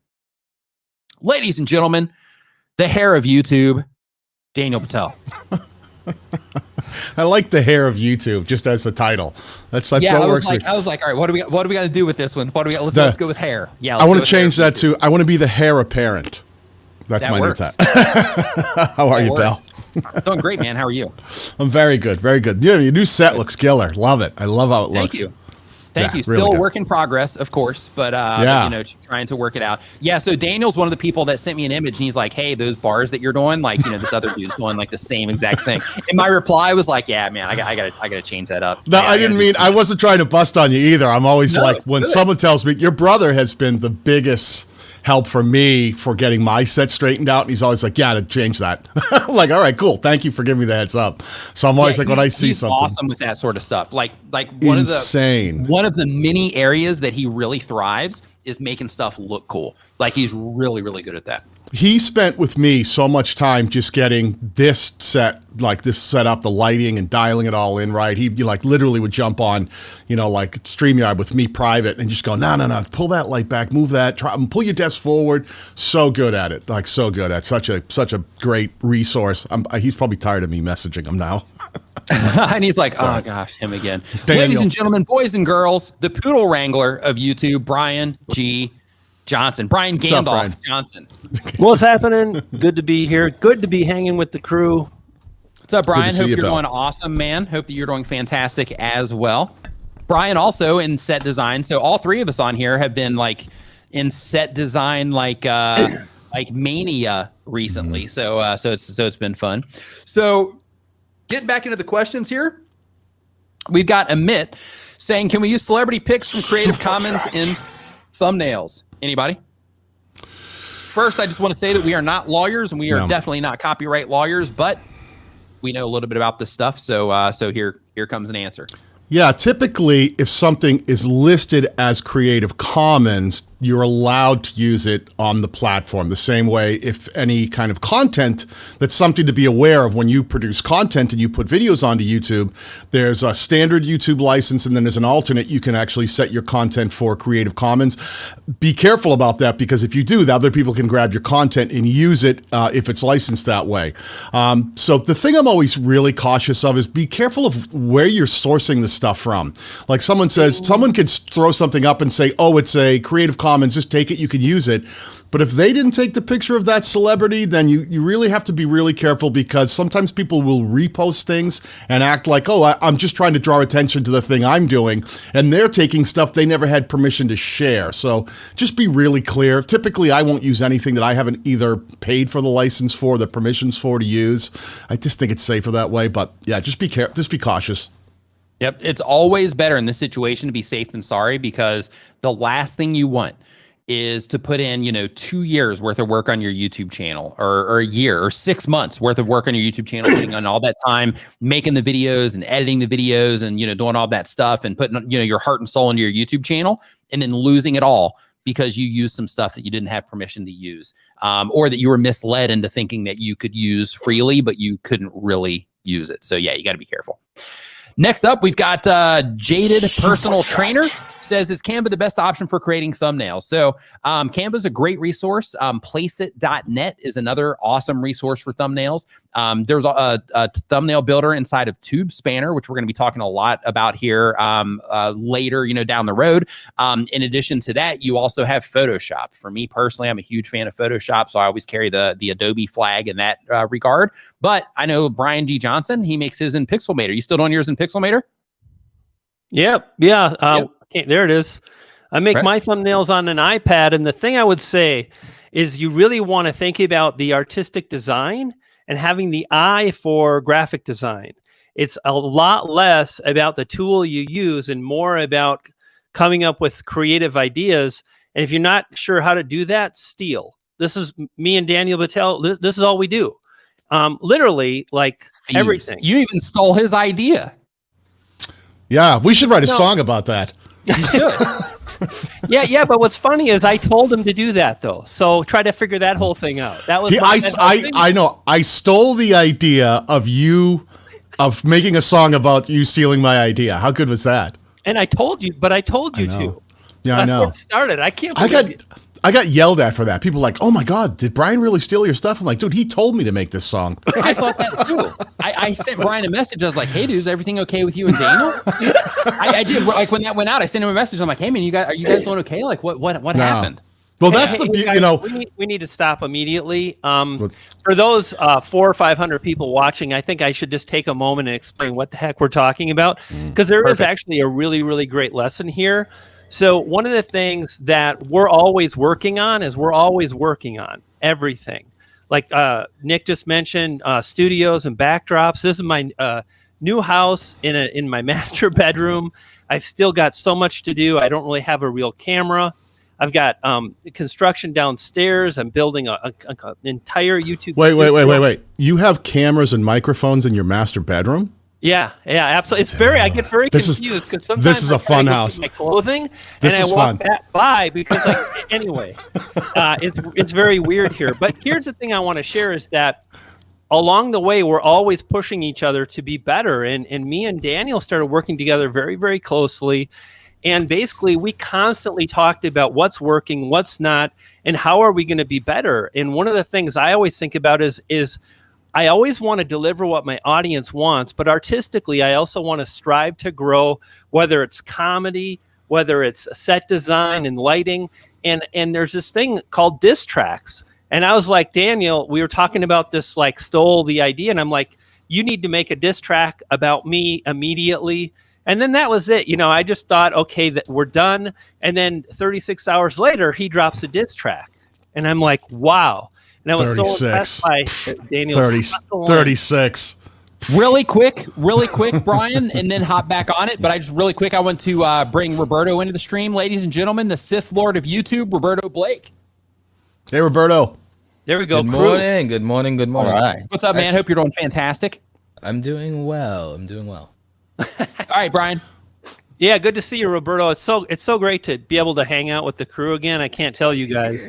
It's just awesome. Remember the good old days when we could actually hang out at conferences and in hotel rooms and at restaurants, and we would all just chill in the cut. Do you remember the good old days? It was good times. Remember when we had sushi? Remember that last time we had sushi together? I don't eat sushi.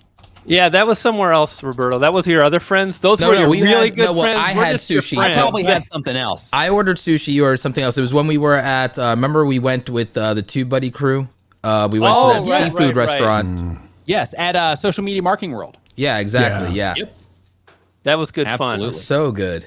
But anyway, let me wrap up the point. So the point is that we're constantly pushing ourselves to increase the level of our everything. Whether it's production, communication skills, thumbnail design, which I suck at, but I know that, and I'm going to get there. And I want to really encourage you to focus on how you're going to get more views. The reality is this: the vast majority of YouTubers cannot get the thought of the result they want. How do I get more views? If you can't remove that from your brain and focus on how to get more views, you'll never get more views because you'll just be dreaming about how to get views. But when you say, hey, my communication sucks, my audio sucks, or my delivery needs to improve, or my thumbnails or my titles, when you understand the core elements that will drive success, then you can move forward. That's kind of why I wanted to tell that story, because I just thought, we need to do diss tracks. Now, here's the thing. I got to be honest. I can't do any music at all. And yet on my channel, there's more music videos than on everybody on the screen. I've got more music videos on my channel, and I can't make music. So here's the thing. Just be a likable guy, make some friends, and let them do all the work for you. I'm out. Love it. Truth. Hey, it worked. It did, like a charm. So our next question comes from The Real Flock. Says, hey, Nick, the new setup is dope. Thank you. My question is about leveraging trends. What are your thoughts on how to get ahead in researching trending topics? Thanks. So for researching trends, the approach that you want to take is go to trends.google.com and then start typing in things around the type of content that you make and see what comes up there. If you're doing general content in terms of like, hey, you just wake up and talk about something new every day, then in that case, just take whatever it is that you want, off of the things that are trending. You can narrow the time range all the way down to 4 hours. But I would make sure that what it is that you are talking about is something that's either on the up or something that's consistent, not something that's on the way down. Anybody else on trends? I got something. Okay.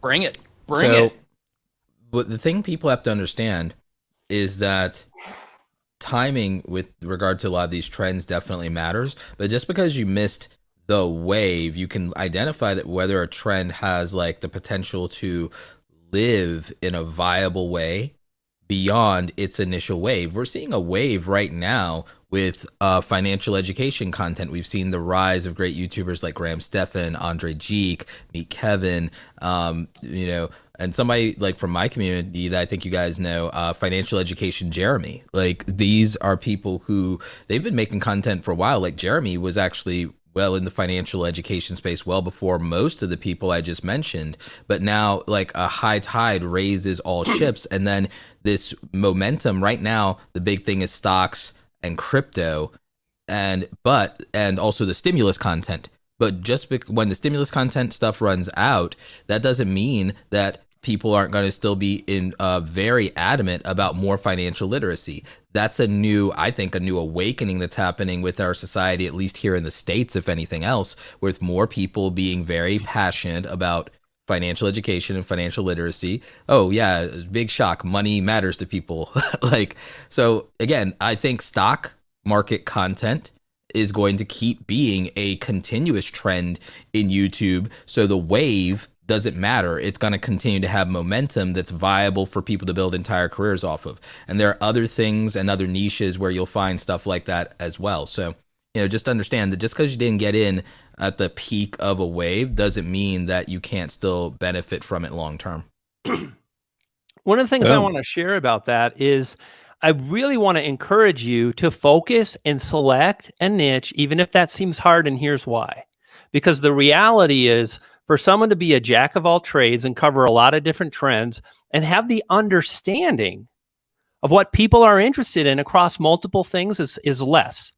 You're less likely going to see something that's popping unless you're in that one trend. Let me give you an example. If you're really, really into Star Wars, and a bunch of the guys on the screen right now dig Star Wars, you might know there's kind of like something that's trending in the Star Wars community that I might not know of, because I'm not entrenched in the trend. Never try to say entrenched in the trend in the same sentence. It's very difficult, but I am an extremely honed YouTuber. But the thing that really, though, is just to think about moving forward and get into one particular niche and then understand what's happening in the niche and make those videos. And sometimes you will spot trends within a niche, and it's just so much easier. The thing you don't want to do is wait and try to find it. You want to be making content when the opportunity presents itself. You want to jump on board and make the video and move on. I can tell you Roberto does this well. When I'm in my groove, any of us on the screen can do it like that. And the reason why is because we're all focused on one core audience. And this is really what matters. You hone in, and the more you understand that one core audience, the more likely you understand what matters to them, and then you make that video. And to hop on that again, Lead with Jim says, how do you niche down further and pick the right one? So when it comes to niching down, the idea, like Brian was just talking about, is it's not necessarily about putting a limitation on what you're doing per se. It's about just thinking, okay, like I'm not necessarily niching the content. I mean, you are, but more so you're niching down on who it is that you're making content for. So instead of looking at it like, okay, I'm putting this limitation on myself, look at it like, okay, instead of thinking that I'm being limited on my content, I need to think that I'm building my channel as a resource for a certain type of viewer. So because of that, I'm niching down in the audience direction. So I'm niching down in terms of, I've got this group of people and they are interested in these specific things. And because of that, I'm making content around those specific things. Now, if you're doing entertainment type content, then of course you can go a lot more broad, but you still lean on people being interested in entertainment content. You can still lean on things like trends and people being interested in those specific things as well. But the idea is when you're niching down, especially if you make content to where it is, pretty niche focused, it's more about the audience than it is the content. And when you are taking that approach, it opens you up to be more creative with the content that you're making and how you're able to reach those people and add value to them. I would add to that like, I think people get niching down wrong because they think it's about topic versus the community that you're participating in.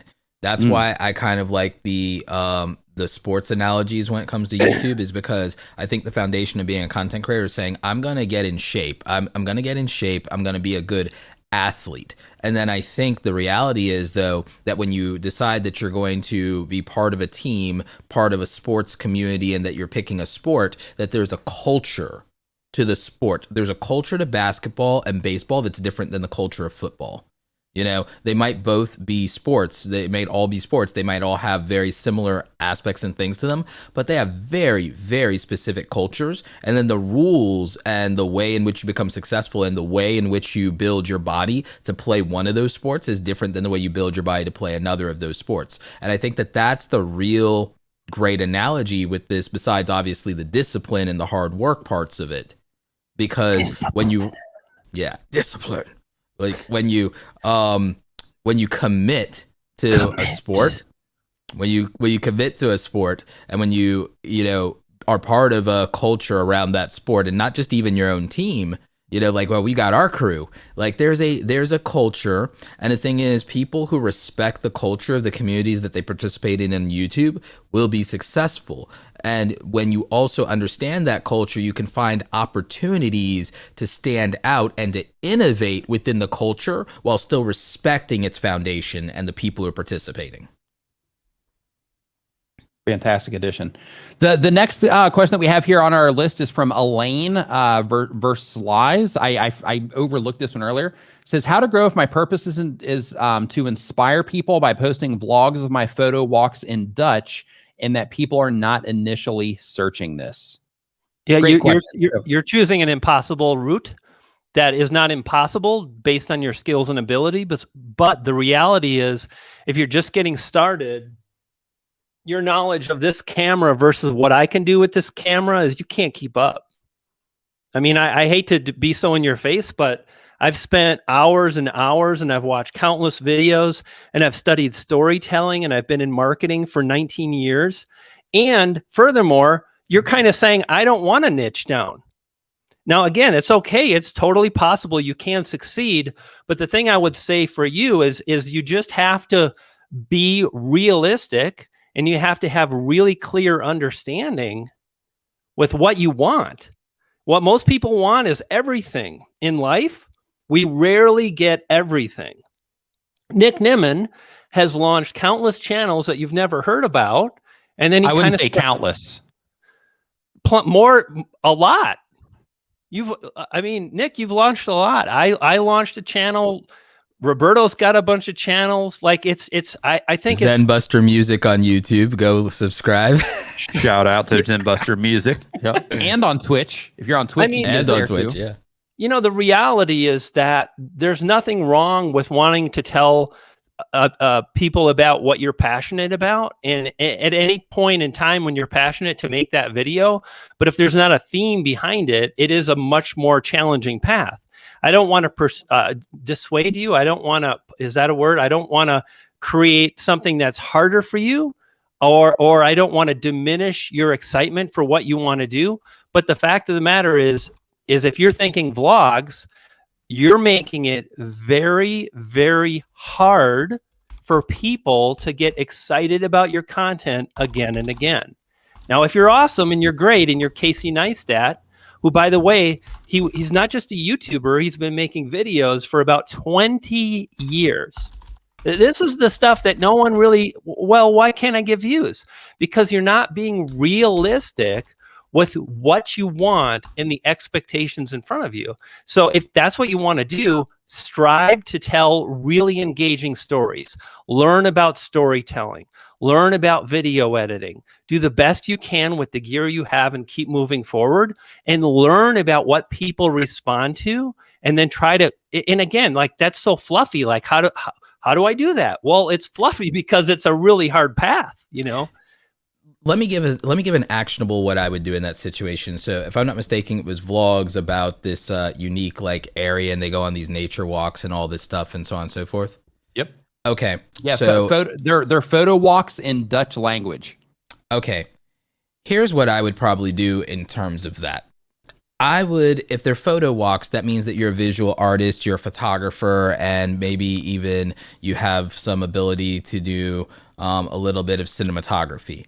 I would start making these things silent visual films. I would make them silent vlog films without a narrative, because the thing is, and this is no offense to you, it's like, in general, most of us, our lives are not that interesting. Like, but your community, your environment, the aesthetic, the things in your area, there might be things that are visually appealing or even just visually soothing and calming. I would go ahead and I would take music that's royalty free or copyright free, and I would underlay that under these calming cinematics, and then have those be like just like hour-long things that people can watch and listen to in the background. And then you're also creating kind of an artistic, very vibey thing that I think could just be very stimulating and soothing. So it'd be almost like a visual analog to the reason like that I think ASMR became popular in YouTube. I'm seeing Becky and Chris, for example. Becky and Chris take their cinematic shots that they've done from their travels and from their helicopter and so on and so forth. They just took all the unused footage from their vlogs, the unused B-roll, and they basically manufactured the unused B-roll just to these very soothing, calming cinemascapes that people can watch just to relax to, or just to, you know, get out of their own head and just vibe with that and get inspiration. And people, a lot of creative people, just sit there and they'll just watch that, and then they'll be like, all right, cool, I'm gonna go paint now, or oh, I'm gonna go do photography now, or oh, I'm gonna go outside now, because they're just vibing with this. So I think there's a way to take that part of it, because the thing is, again, now, if you want to share your life, I would think about, well, okay, if I were going to share my life, what would make me an interesting article in a lifestyle magazine? And if you can't come up with that, then it's not that sharing your life isn't worthwhile. It's that you should expect nothing, and you shouldn't expect people to be interested. Just because we want to share something doesn't mean people care. Now, if we want people to care, we have to give them some very obvious type of value versus being defensive about the intrinsic value of our existence, because that just isn't scalable. One thing I want to bounce off real quick what Roberto just said, and that's value. This is for anybody that wants to grow. The sooner you understand the core value of the channel you're creating in each individual video, the more you can lean into that. So when Roberto kept mentioning cinematics and artistic, like when I pull out this fancy, very expensive camera, it's capable of creating incredibly beautiful bokeh, blurred background, cinematic shots. And that's what I would do in that case. Because like some of the things you mentioned, I want to do that too. And I know that I need to become an incredible filmmaker, really. So I think really understanding that is the way to go, right, Nick? Did you want to say something, Yeah. Nick, on your own show? I was or- going to say also just for inspiration, or not inspiration necessarily, but like you can also become a novelty of sorts over time with that type of content. Like if you're just, kind of walking around and just kind of, showing people what's on your walk and things like that. Some people do find peace in that. There's a YouTube channel. His name is Benjamin Bennett, not Ben German. And his channel used to be Sit and Smile. And basically his YouTube channel, all he did for a long time was he would just sit down and he would do 4-hour-long meditation sessions. And that basically became a novelty, and people would sit there and they would meditate with him and all that. Now he's transitioned the channel. I guess he still does his Sit and Smiling now that I'm looking at it again. But he also does one called Walking and Talking. And most of his content nowadays is walking and talking content. And with that, it's also just like him walking around, sharing his thoughts. And he's just getting tons of views because people like the way that he communicates. They like the things that he shows. They like the specific things that he talks about when he is walking and talking. And because of that, his channel's become, that place that they can go to interact with somebody like him and get insights from somebody like him. So, because of that, you can develop that channel. It's just going to take, or it could take some time for YouTube to finally, figure out who's a right fit for that. But one thing that I would definitely do is, in your specific case, because you mentioned that nobody's searching for it, nobody might be searching for the specific content that you make, but they are definitely searching for around the areas that you're making content in. They might not be searching at scale in those areas, but they're definitely looking for things around those areas. So at the very least, I would, start making sure that you're adding some of that information to maybe your title or description and or tags, so that you can also get some of that, possibly some of that traffic that people are looking for things in your particular area. And so that YouTube can possibly recommend your content to people in that particular area as well, if you start optimizing for the area, as well as the actual photo walk itself. So moving on to another question here, we've got Amit Panchal. So they just crossed 10,000 subscribers. First, high five, fist bump to you. Woo! Nice work. Nice work. Says, I have retention of 60. I have a retention of 60% and a click-through rate of 6%. Views depends on impressions. So the question is how to increase impressions. You increase impressions by increasing the amount that people are clicking on your videos and the amount of time that people are spending on your videos and how people are interacting with your videos as well. Also like the saturation of the topic can also impact the impressions that you get as well. So for example, like let's say that you publish a video today, and in that particular situation, based on the topic that it's about, let's say that there's just a certain set of people that are interested in that, and it's not like some huge thing at scale where there's this endless amount of traffic that you can tap into. You might reach limits in that area as well. But ultimately, getting people to click on your stuff more, watch it for a longer period of time, and further interact, share it, that kind of stuff, will cause YouTube to start showing that content to more people as well. Other things on the impression side that can also be helpful is when you publish more content, that can also be helpful, because then you start suggesting a lot of your own content to yourself as well, or to your own viewers, which can also help, increase the amount of impressions that you're getting from your own videos also. Any additional thoughts on increasing impressions, guys? Yeah, one of the things to consider, and this is a hugely popular question, and if you're struggling to grow and you're trying to figure it out, you're going to stop, or you're going to get to the point where this really matters to you, because you're going to keep hearing about CTR because it's very important. And then you're going to hear about watch time. And when you hear about watch time, you'll hear about things like average view duration or retention, which they're all measurements of how long people watch your videos. Now, here's the thing that nobody talks about. I'm going to make this very simple to understand. All of these things are indications as to how much people like your videos. But what you need, if you want to grow, is you have to have confirmation where YouTube knows, okay, there's a lot of interest. Because think about this. If someone clicks on your video, what do we got? Well, do we know that those people clicking really absolutely love the video? No. We know that they're maybe interested and they clicked, but we don't have confirmation for YouTube that people absolutely love the video. So how do we get confirmation? This is how I like to think about it. First, you got to have a high CTR. That's really helpful. And then you've got to have a good average view duration. And that's going to help create a lot of watch time. And this is the clincher. When you have viewers subscribing to the video at a high level and or other confirmation signals, you'll do well. So when someone hits the subscribe button, that's a huge signal to YouTube that I was interested in this video. I watched a lot of it and I'm subscribing because I'm saying I want more. That's what you want to do. And at any point, if you're frustrated and you're like, well, dang, what do I got to do? You just know I have to do better with CTR. I've got to do better with watch time, and I need to get a subscribe. There are some other things too. Like if someone clicks on an end screen, think about the process that viewer goes through. They click on the video, they watch the entire video. That's hard to do. Very hard to do. And then if someone clicks on another video from your channel, now YouTube is like, wow, that is a really strong signal. Let's push that video up more. And it's funny, like I made a video about this. The video has done close to 700,000 views in like a year. And a lot of people... Anyway, I'm done now. I guess I got the applause. I'm just going to quit when I'm ahead now. So thank you very much. No, that was good, man. I didn't mean to cut you off. I was just like, yeah, 700,000 views. Hell yeah. Heck yeah. That's a good. I mean, that's kind of how I think about it, though, is because at the end of the day, if you're only looking at watch time metrics, it's just not enough to understand why you're not getting success. You've got to have better metrics.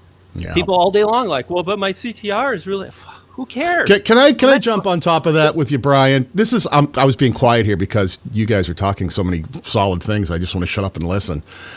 This is something I've been working with creators on. Stop trying to be the pit crew. Start being the driver. Okay, you get so wrapped up in what's the right CTR, what's the right average view duration, what's the right retention, and you start freaking out. You will know if your content is connecting. There will be no mistake about it because you'll watch the views rise, you'll watch the engagements rise, you'll start getting more subscribers, you'll start getting more comments. That will happen if you press your nose against the glass of independent individual metrics.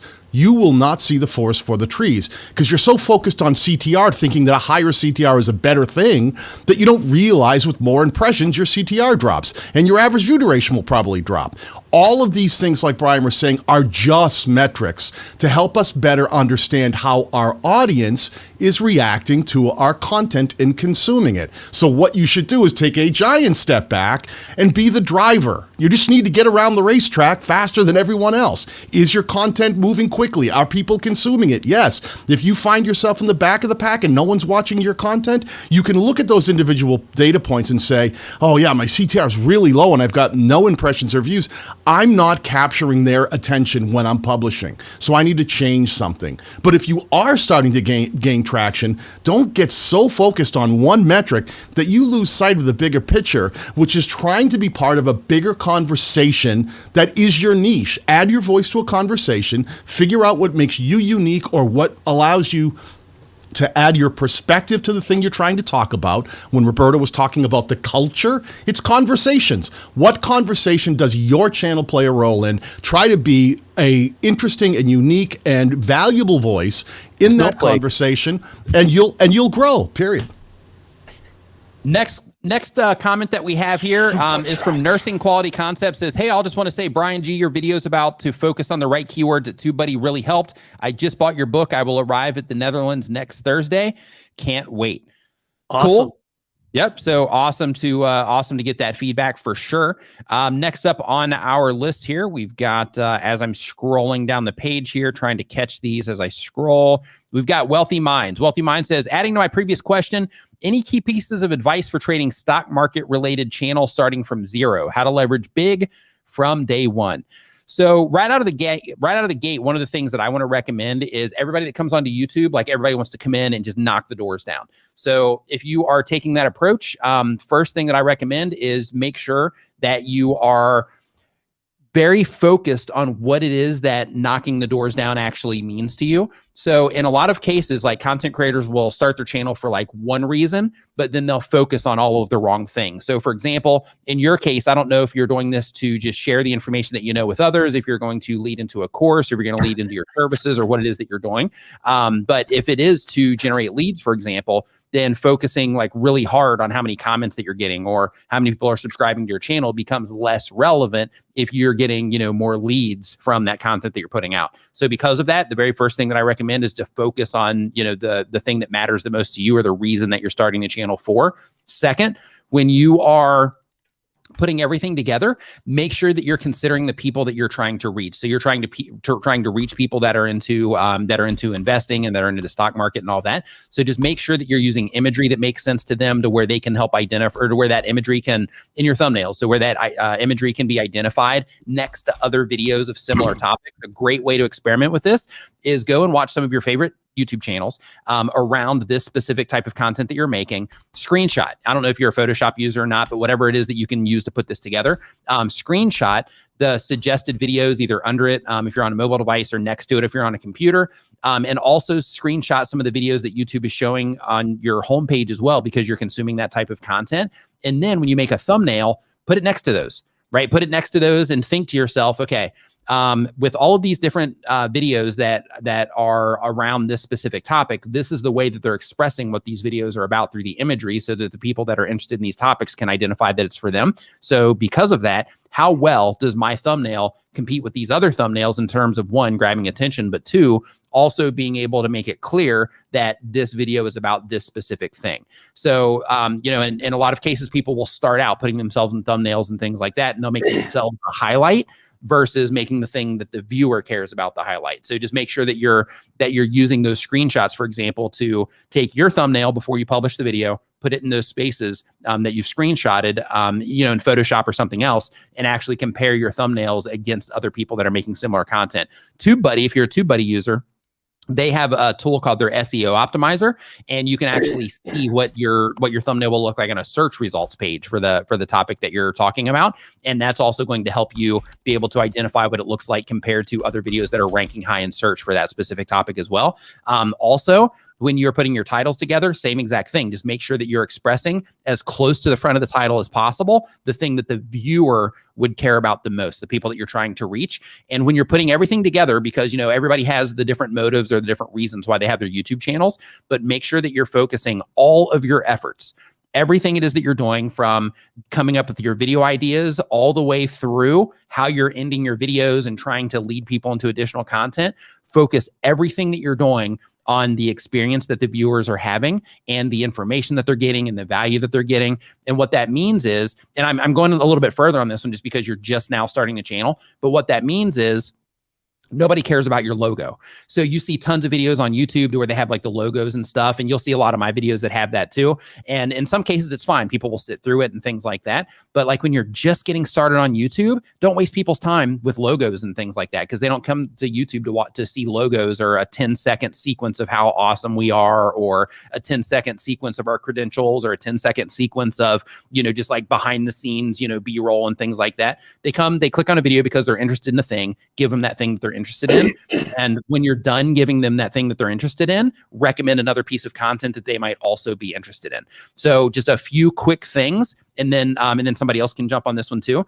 But just a few quick things is, when you're putting out your content, think to yourself, instead of looking at my content that I'm going to be publishing as I'm putting out one video, think of it like, okay, over the next like 28 to 90 days, I'm putting out videos about this thing, and they are all somewhat related to each other in some way, so that I can make sure that I can direct people from video to video to video based on the things that I'm publishing. That's going to help me drive people into more of my content, because that's something that YouTube really loves. So like what Brian was talking about before about driving people to click on things in your end screen, you want that to happen a lot. And by getting people to click on things in your end screen, you're going to do that by leading them into additional content that they care about. So instead of thinking one video, think content sets. In addition to that, think of the entire user flow around your channel. Make sure that when you are on a video page, that you click on your YouTube channel name and look at what is presented to you there. Look at your channel, how it's laid out, look at it on a mobile device, actually scroll on a mobile device, and don't just scroll and look at it and say, hey, my thumbnails look awesome. Look at it and think to yourself from a viewer's perspective, okay, if somebody's going through this, what's the first content they're going to see? Is that the content that I want them to see first, right? Is the playlist that I'm leading them into as my channel, as I start putting out more content, the playlist that I'm focusing them on, is that the stuff that I want them to have available to them based on the activity that's happening on the channel as you start getting activity happening on the channel? Because ultimately, the more that you can just deliver and deliver and deliver to a certain group of people and make it easy for them to find more content and enjoy the content that you're putting out, the better of a start that you're going to have. Something I'd add that's specific to the stock channels, and then I'll let you go, Brian. With the stock channels right now, there's an influx at the moment of new traders. So since there are new traders coming, you can see obviously that the searches around beginners, investing for beginners, stock tips for beginners, and so on and so forth are going to be there. I would say that one, if you want to enter into that world and that personal finance niche, one of the things you would want to do, at least in my opinion, is yes, make that content for beginners, but also don't make things that feel overly redundant to what exists in the market for that and what's been done well. Look at what is in the market and then think about how to innovate that, or think about what was left out or what was being ignored, or think about something that changes now in the market that's new. Primary example is, if I were doing this and I would say something, it's like, I might even specifically call out, it's like why taking stock advice from Reddit will leave you broke, or something like that. Like, I would because again, right now that's not only a trending kind of idea or topic right now, but it's also going to be relevant in the future, because when anybody goes and looks up something new for a very long time now, they're going to hear, oh, well, you can become part of these communities. You could be part of so cautionary tales about that, saying, hey, I use this aggressive title, but what I'm really trying to do is just point out to you that this could go sideways, and to be very cautious and skeptical of where you take advice from, and that, hey, maybe you need to get a financial planner, or maybe you need to talk to somebody that is accredited. I'm not being dismissive of this people. I'm saying don't just listen to people on the internet, even me. If you establish credibility, if you're starting a channel around finance and stocks or real estate or anything like that, one of the most important things is to establish credibility. There are many ways to do that. You can do that with general and important information, yes, but you also, and I love that top-down view, Nick, I'm so jealous of that. Thank you. The other thing I would say about it is, it's not about calling other people out so much as cautioning people about very obvious places where they could have missteps or or sources of misinformation, or where they may not be savvy enough to parse information or even tools that are available to them. So focus on things like simplicity. Focus on the fact that new people in your space, and this isn't just for people doing stock channels, any space that you're in where you're doing education, new people will be intimidated. Okay, they'll feel like they can't do it. They will have a lot of myths and misconceptions and assumptions from the start. Oh, I can't do that. That's only for rich people. That's only for photographers. Oh, that's only for great filmmakers. Oh, that's only for people who are charismatic. Oh, that's only for extroverts. Whatever it is, right? So there'll be that imposter syndrome and intimidation. There will always be anxiety. There will always be misinformation and myths, and then there will also just be straight up a lack of technical ability to use the tools at their disposal. If you focus anything education based on understanding that stuff, hell, there's even a component of entertainment to that as well, where that works. You can make entertaining content about that because you're talking about people's valid feelings too. So just remember that the foundation of that is very human centric. And that's, I think, the key in the foundation. Pastor Peace, things to think about. Thanks for the super chat. Go ahead, Brian. Sorry. I keep doing that. I'm sorry. Sorry. Nick. All right, good. No, I'm sorry. I'm really sorry. Can we wrap now? You. When do we get a wrap, Nick? You let me down last week. When do we get a wrap? It'll be soon. Okay. Check this out. I got him with the back. If you do these three things, this will make YouTube success very I messed it up. Very simple for you. won't make it easy. Anything worthwhile isn't necessarily easy, but it will make it simple. And when you make it simple, you don't have to like sit there and wonder. It just you can move forward because you know what to do.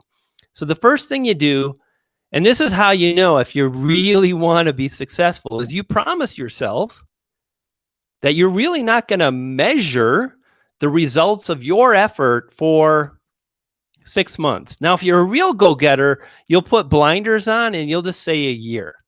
For example,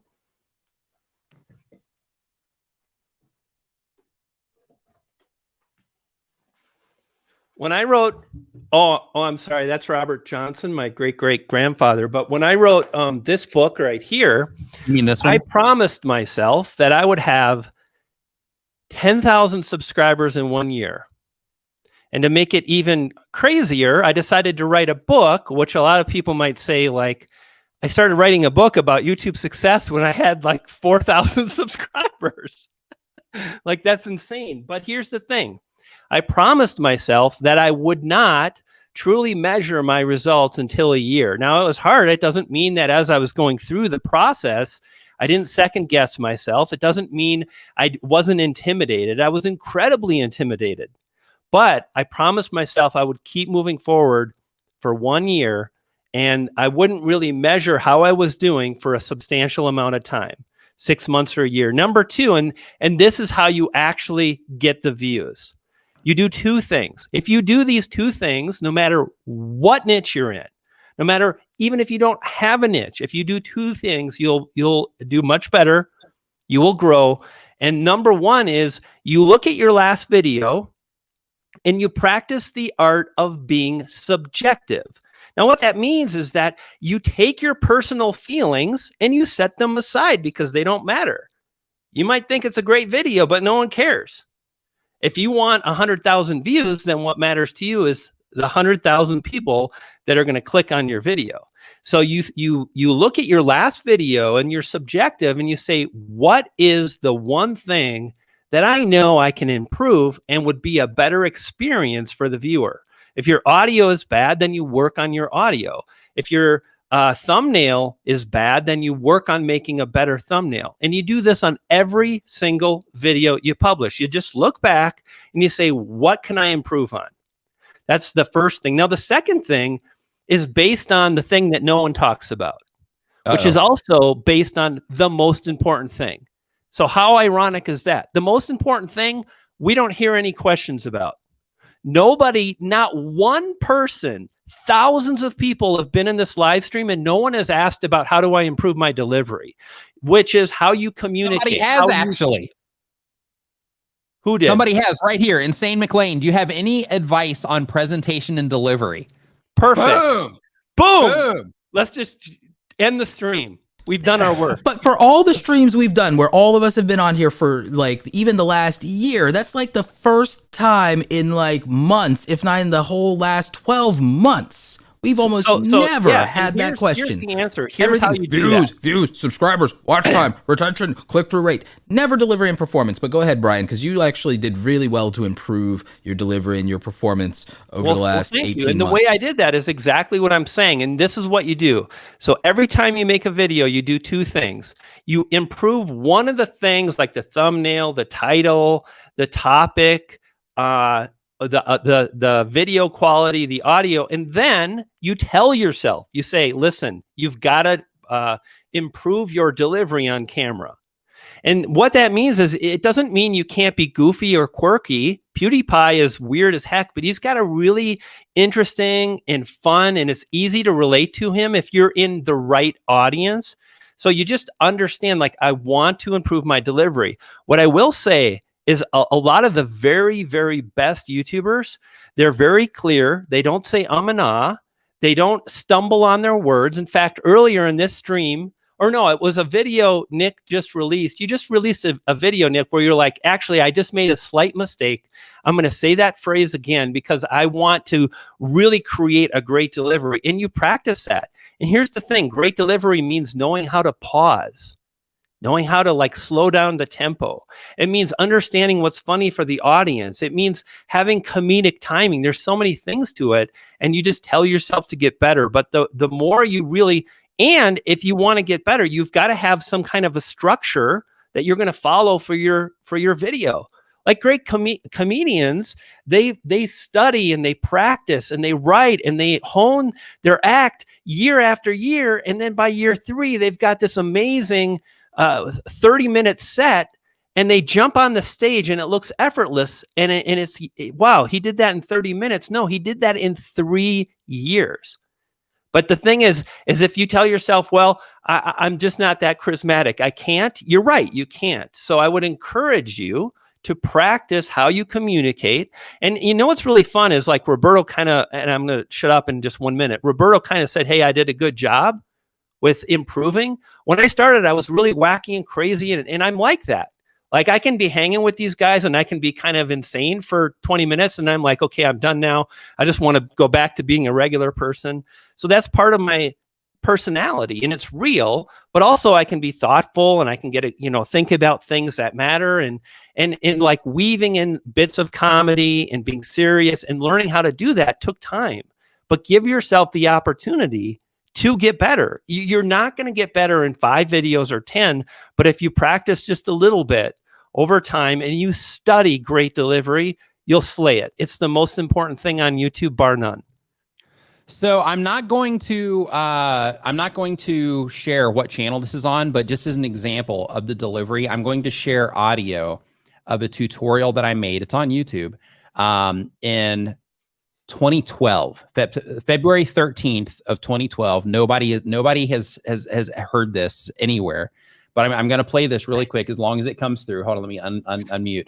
I just want everybody that's watching this, that's just getting started, to use this as inspiration in terms of the difference that practice and paying attention to what it is that you're doing can make. Okay, so here we go. And just confirm if you can hear this or not too, by the way.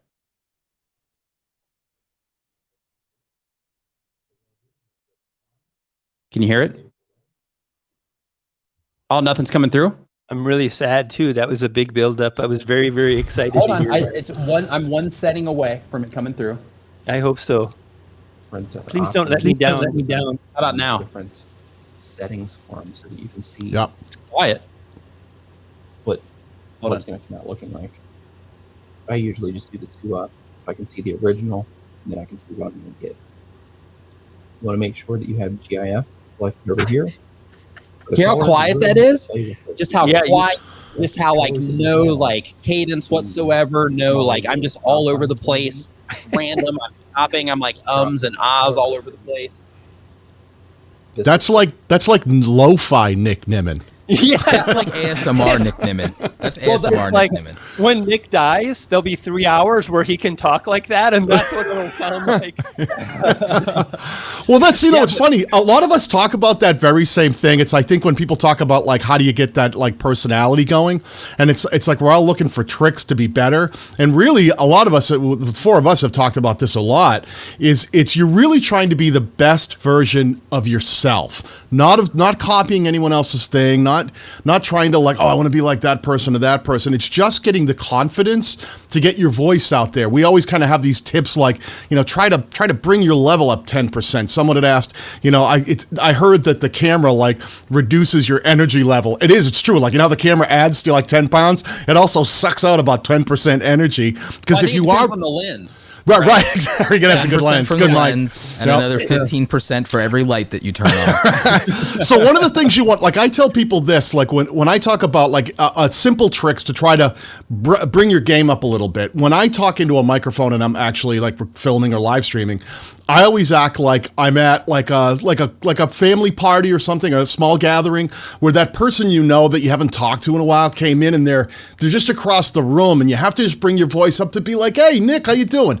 That level of just bringing yourself up a little bit and not being down here can make all of the difference, because it'll just bring the energy up enough that you want to project in a way that people out there feel like, oh, I get this. He's talking to me. He's not whispering and mumbling. And I'm not saying that everyone has to do that, but simple little tricks. If you feel that your presence is really low and muted, just try to dial it up a tiny bit and try to hold yourself a little higher and try to be a better version of you, not copy someone else. Just try to bring up the things that you do well naturally. Get that book, get the audio version. And this is Jordan Belfort, the Wolf of Wall Street. And he talks about watching that again last night. You did? Yeah. That's funny. He's really, really good at tonality, and tonality is how you speak in a manner that's very engaging and easy to keep people listening. Like when we had Lo-Fi Nick, and he was like, hey, here's what I want you to do, and this is going to be really fun. And it's always the same tempo. It's the same tone. It's just like a flat line, and he's almost, boring. Excuse me? It's boring. It's boring. According to Nick, it's boring. There's a great channel called Charisma on Command that you should check out. That if you have one of those, like, I want to learn how to bring myself up a level, Charisma on Command on YouTube. Great channel. Check it out. It has a lot of different angles from different perspectives of how to do that very thing that we're talking about here. So, Lil Crafty Nook, here's what I want you to do. I want you to add one word to your last comment, which is, I am terrible at voiceovers for now. Tell yourself to get better. When you tell yourself you're bad at something, guess what? You're telling your brain that there's no work to do. In fact, it's probably never going to change and I'm bad at it. But when you're like, I have to get better, you're tasking your brain with an assignment, and your brain will figure it out. Sadly, most people, like, they move forward in life and they're just like, I suck at that.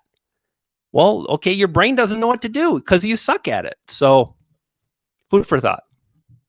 So really quick, super chat came in from S.I. Connor saying, I always get free awesome advice from Nick. Thanks, Nick, and the panel.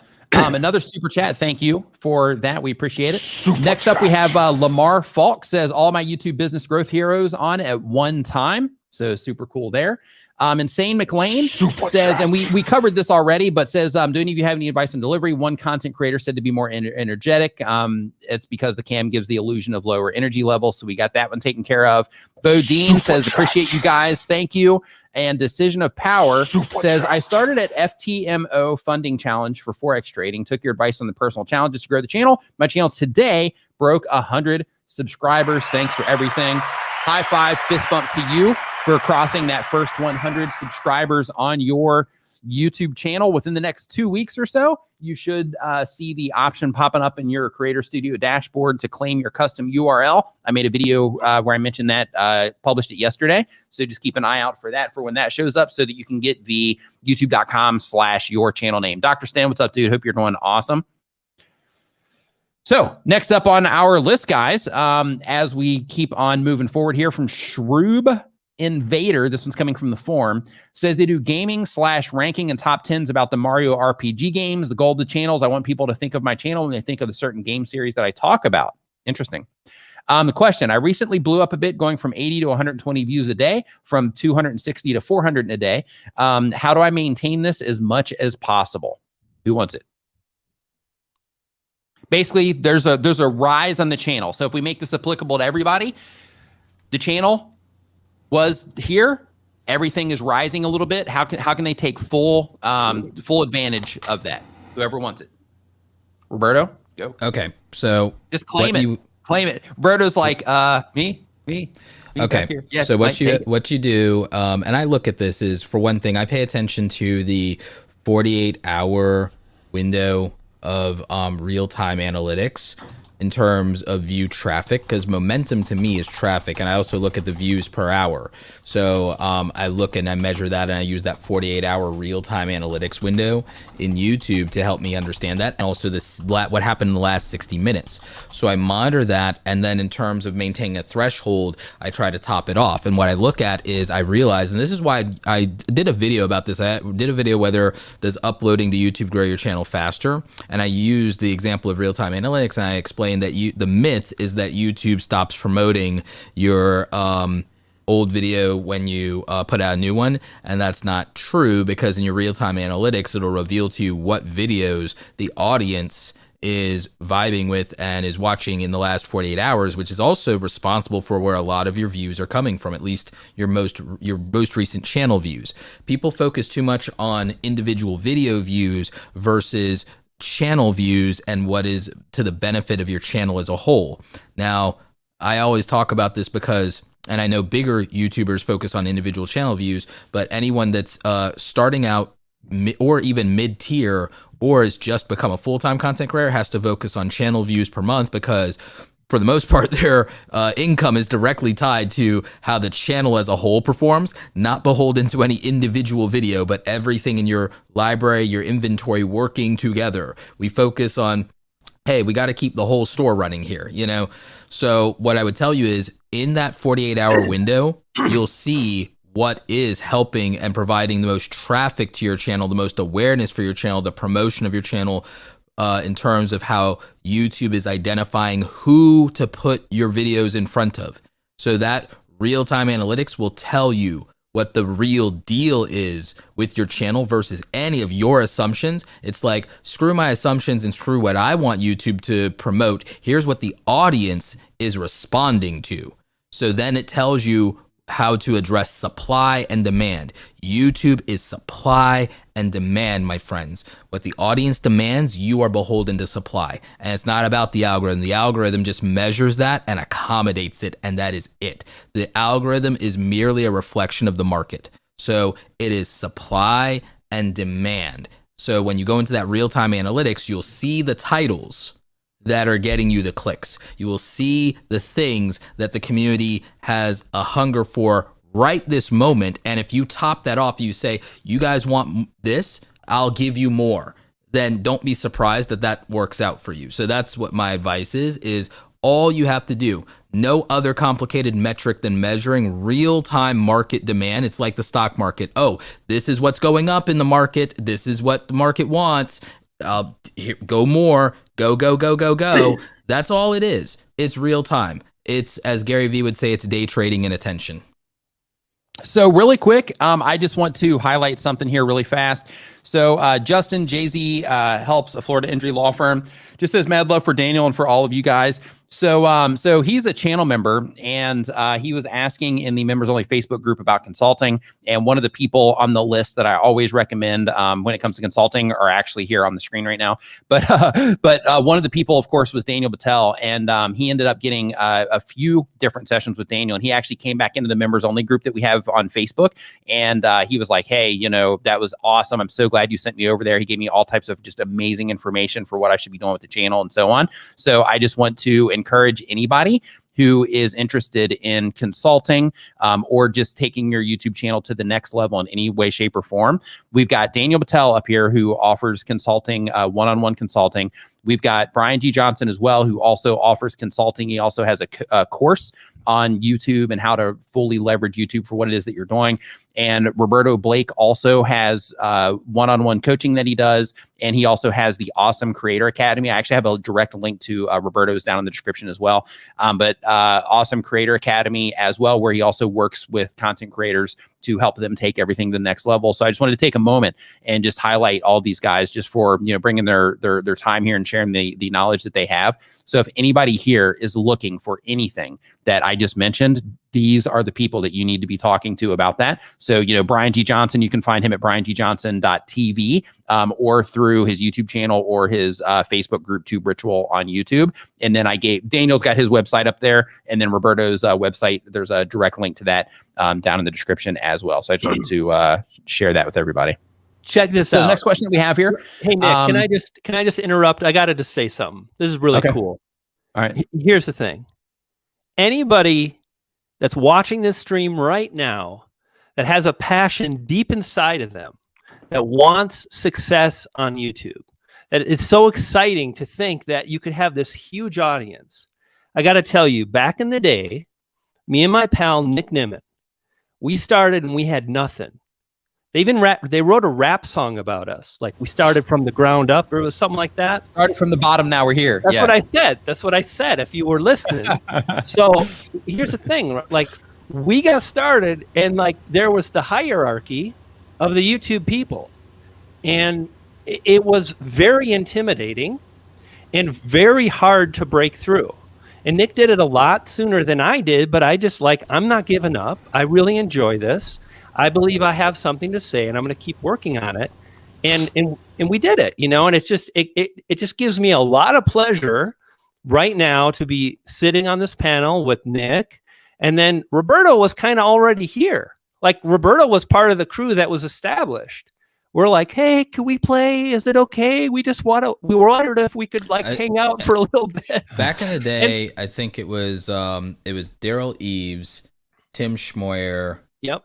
Who else? I think it was like 4 of us, like main people, and I think I was there too. Sean, obviously, Sean Cannell, and like maybe like there was 1 or 2 others. It wasn't like a big community, but it was like there. The old school people, even before us, were you had like David Walsh and Gideon Shalwick. Yeah, David Walsh and Gideon Shalwick. And so yeah, and then I remember when you guys came. And the thing is, I was like, oh wow, these guys are actually really good. These guys are actually really solid. And like, oh, and they're specializing. That was the interesting thing. I was like, okay, they're specializing like Tim and Daryl do, but they're really good and they're entertaining and their stuff is different, you know, and like I liked it and I liked what I saw. And then when you did Tube Ritual, I was like, this is realistic. This is something for the little guy. This is actually legitimately realistic. And that's why it was no problem to plug your book, Brian. And I still do I to this day. appreciate that, you know, and it just, the reason I wanted to bring that up is this is the dream we all share. Everybody in this stream right now, whether you're on the panel or not, we all share, we want to have some level of success. And then my pal Daniel came along. Daniel kind of reached out to me and he's like, you know, I got this thing and YouTube looks kind of cool. And like, I'm working in construction, but I'm too old for this stuff. And you know, like we had a few meetings and whatnot, and I knew right away that he was going to make it. Now the thing is, it's very challenging and hard, but I want to ensure anybody and everybody in this stream that if you're passionate and you apply yourself and you get past the I want views and you start focusing on how you're going to get them, sky's the limit. Boom. So another super chat that came in is about burnout. So the Wee family says, have any of you guys ever dealt with burnout? If so, how did you get through it? I have, and basically I had to pivot in order for me to get through it. And the part of burnout that impacted me was trying to balance being a serious YouTube content creator, because there's a difference. Like, everybody on the screen will tell you, and anybody that has any success on YouTube whatsoever will tell you that there's a difference between being a hobbyist and being a serious content creator. Hobbyist, you're just kind of putting stuff up and hoping things will work out. When you're serious, you're figuring out how to make things work out. So I was taking the approach of being a serious content creator, plus, I had the actual work that I had to do, like a lot of you did, or a lot of you do. And I just couldn't maintain everything. So I was uploading way more than I should have. And I just couldn't, like, all I was doing was either YouTube or working. And I wasn't taking any time for myself. And literally every moment that I had, I was in front of a computer, in front of a camera. So it just ended up just completely exhausting me. And I just couldn't, maintain. And because of that, in order for me to get through it, I had to pivot. I had to come up with a completely different plan. And I had to figure out how to make YouTube the thing so that I could stop doing my other thing and I could just go all in on YouTube and what it is that's going on over here. So that's my personal experience with it. Anybody else on the burnout side? So yeah, I have a different experience, and that's the other thing is, like, people talk about burnout, but it'll be unique to your experience. So mine was more, I didn't burn out as much as YouTube became an additional trigger for my depression, and I had to learn how to navigate it. And And like, this is something I've talked about before, and I'm very open about my struggles with depression and anxiety, is that I had to, as my YouTube channel became more successful and my business became more successful, and I was also having new experiences. I wasn't good at public speaking when I was in school, and I was very anxious about public speaking, and it's something that became part of my career. And I fell in love with it only because I fell in love with the relationships and the opportunities and the community being so accepting and so welcoming. And it forced me to confront my anxiety and my fears, but that didn't mean I had a lessen anxiety just because I was performing. And I think that a lot of people mistake their favorite content creators for being stronger or tougher or more resilient than they might actually be, when just because you perform and you deliver doesn't mean that you didn't go through hell to do it. It doesn't mean that you weren't a bundle of nerves. It doesn't mean that it wasn't hard. It's just that you got through it. Then you get off the stage, you go back to the hotel room and you go to sleep for 8 hours, or you cry into your pillow, or the shower, or whatever it is, because you finally can have your breakdown, and it's fine. It's like, it's whatever. Or you put on a brave face and then you go and you read your comments, and then you complain to your girlfriend or your husband or your boyfriend or whatever, or you cry into your pillow, or and then you get on with it and you record again, or you don't. But it does, just because somebody is successful doesn't mean that they're not struggling. And the thing is, I had to reconcile that. I had to also figure out how to communicate that to my audience, especially since other people were trying to put themselves in a similar position to me. I was like, well, wait a minute. I have to find a way to be able to talk about what I'm going through, and to be honest with people about the fact that it's like, don't get it twisted and understand that this success won't solve every single problem. You will still suffer for it. Even after you've attained it, the suffering doesn't necessarily end. Your relationship with it changes. And so for me, it was less about burnout as much as I found a lot of these issues where I had to take breaks so that I could get my head right, so that I could do some proper mental health maintenance, because it wasn't that I was getting YouTube burnout. It's that it was one more source of stress and anxiety and frustration that was bleeding into the other existing stresses and frustrations in my life, that was then starting to rob me of the joy of my experiences, and the satisfaction in what I had built and maintained was now becoming a source of pain. So I had to take a step back from it in some cases to change my relationship with it and not make it a toxic relationship, by creating a little bit of distance, redrawing my boundaries, and then also resetting and reframing it, getting back to some gratitude. But you can have gratitude and you can be grateful for things. You do have to accept that a lot of people will look at your enviable position and say you're privileged and tell you, oh, stop with the woe is me, you have it so good. But they don't have to go through it. It's always easier from the outside. They don't have the right to invalidate what you're experiencing just because they think it's an enviable position. They don't get to invalidate you. And so I had to learn mentally how to accept that my feelings were valid and not feeling guilt about, how dare I think I have it bad. I had to learn that it's okay for me to feel how I feel. It is okay to have that. And it's okay to insist that if people are going to not respect that, they don't get to be part of my life. They don't even get to be part of my community. Because you will also have family and friends who will not understand your lifestyle and will not understand why you don't just do things their way, or they will want to criticize what you're doing, and you don't have to take criticism from people that you wouldn't take advice from. So, for me, I think that creator burnout can be from overworking, as many people do, or it can be from expectations not meeting reality. But I do want to also context that you may not get burnt out to the point to where it's like it's really your content as much as it's your or even the process of your work, as much as your mindset and maybe the relationship with the experiences you're having in life, and realizing that success itself will not necessarily be a cure for depression or anxiety or whatever you have from a mental health standpoint. Might even amplify it. It might even amplify it, as is the case with me. Every level of success amplifies what what my triggers might be, and every level of exposure to a larger group of people amplifies that. And so I have to change my relationship and resilience to accommodate the experiences and environment that I'm in. And I just wanted to kind of put that out there. That was awesome. Thanks for sharing, and the transparency too. Like, thank you for that. Next one that we have is from VG Life. Super chat. Says, appreciate y'all. Thanks for the continued value on all y'all's channels. Yes, Roberto, give props to the OG. Sean Cannell is my mentor too. That's awesome. And Musica No Copyright Music says, I have an old monetized channel and want to start with completely different content now. Can I use my old channel renamed, or is it better to start from zero?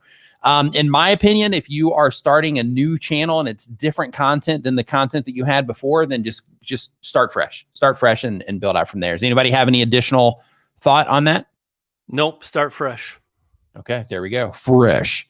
So next up on the list, we've got Shark Scrapper. Says they do education and entertainment about scrapping and recycling. The goal of the channel is to share my mission to give back to our planet, though through reduce, reuse, and recycle.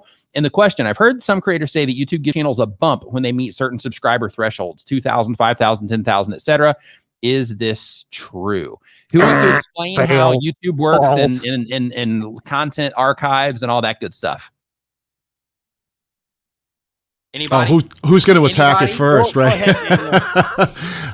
Yeah, listen. I think that everybody likes to think that there's ways that suddenly YouTube starts doing things differently if you hit a certain thing, or we also hear things like shadow banning, like if you're not doing well, I guess YouTube must be shadow banning me. Stop saying that word. I know, the word is so horrible. The reality here is YouTube puts all of its effort into trying to understand viewers, and it's a system of prediction.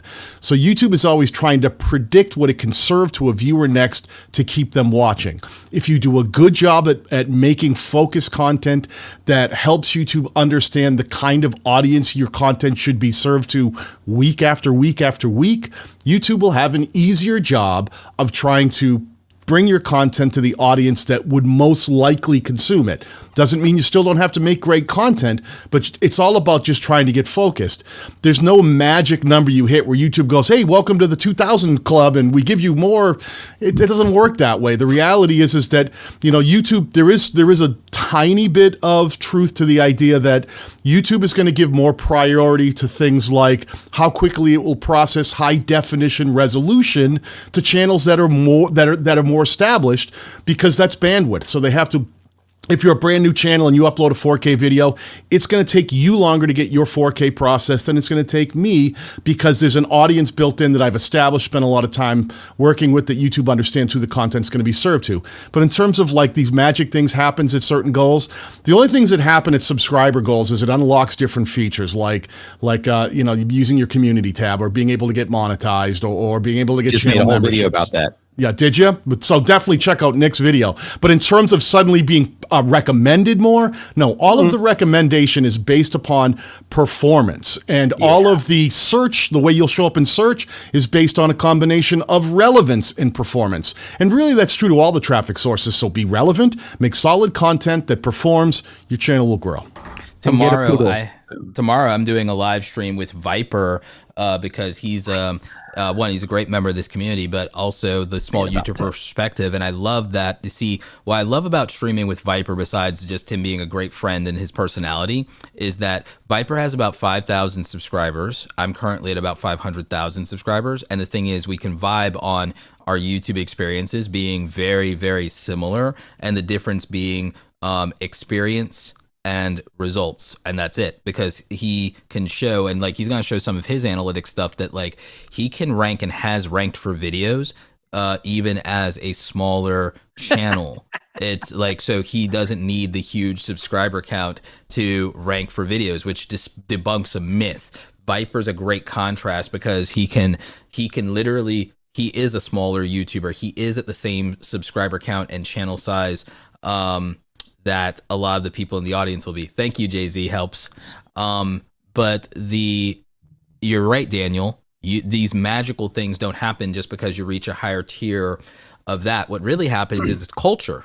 It's culture. It's the fact that you have made more of an impact with more people. There's more word of mouth. You've also made more content, and you're also more confident in your content because you've also gotten through your mistakes. So you're moving better, you're moving faster, you're moving smarter. You know how to operate within the community. You know how to navigate the culture, and you're now part of the culture. When you get to 1,000 subscribers, like you've started to kind of make a dent and an impression in the community. When you get to 10,000 subscribers, you can say that your voice is being heard in your niche, in your community. And I think the problem is that many people are thinking they want so desperate. Here's the real problem. Culturally, people are desperate to be part of the relevant YouTube community with their favorite creators, the Philip DeFrancos, the PewDiePies, the Mr. Beast, the Marquezes, the Justines. They want to desperately be seen as YouTubers instead of being a voice or a force in the tech community like Travis MCP or El Jefe Reviews or Viper. They're known for having their unique voice, or like Crystal Laura, or like Issa Does Tech, or Shelly, or any of our friends. They are a force in their individual communities.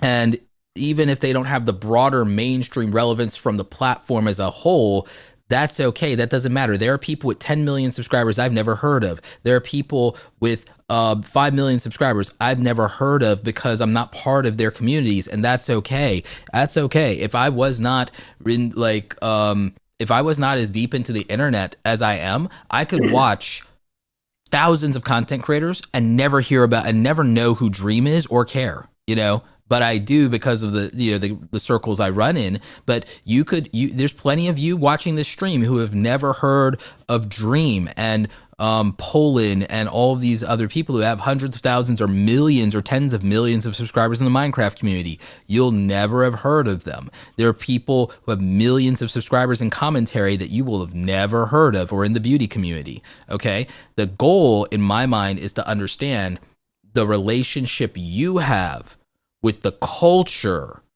of the space that you're participating in, and understand that having 1,000 in there means that you really have established yourself as putting a dent in that and are part of something, and you're creating value, and that 10,000 means you are a strong voice, maybe even a leader in that community, or are on your way to being, at least for a group of people.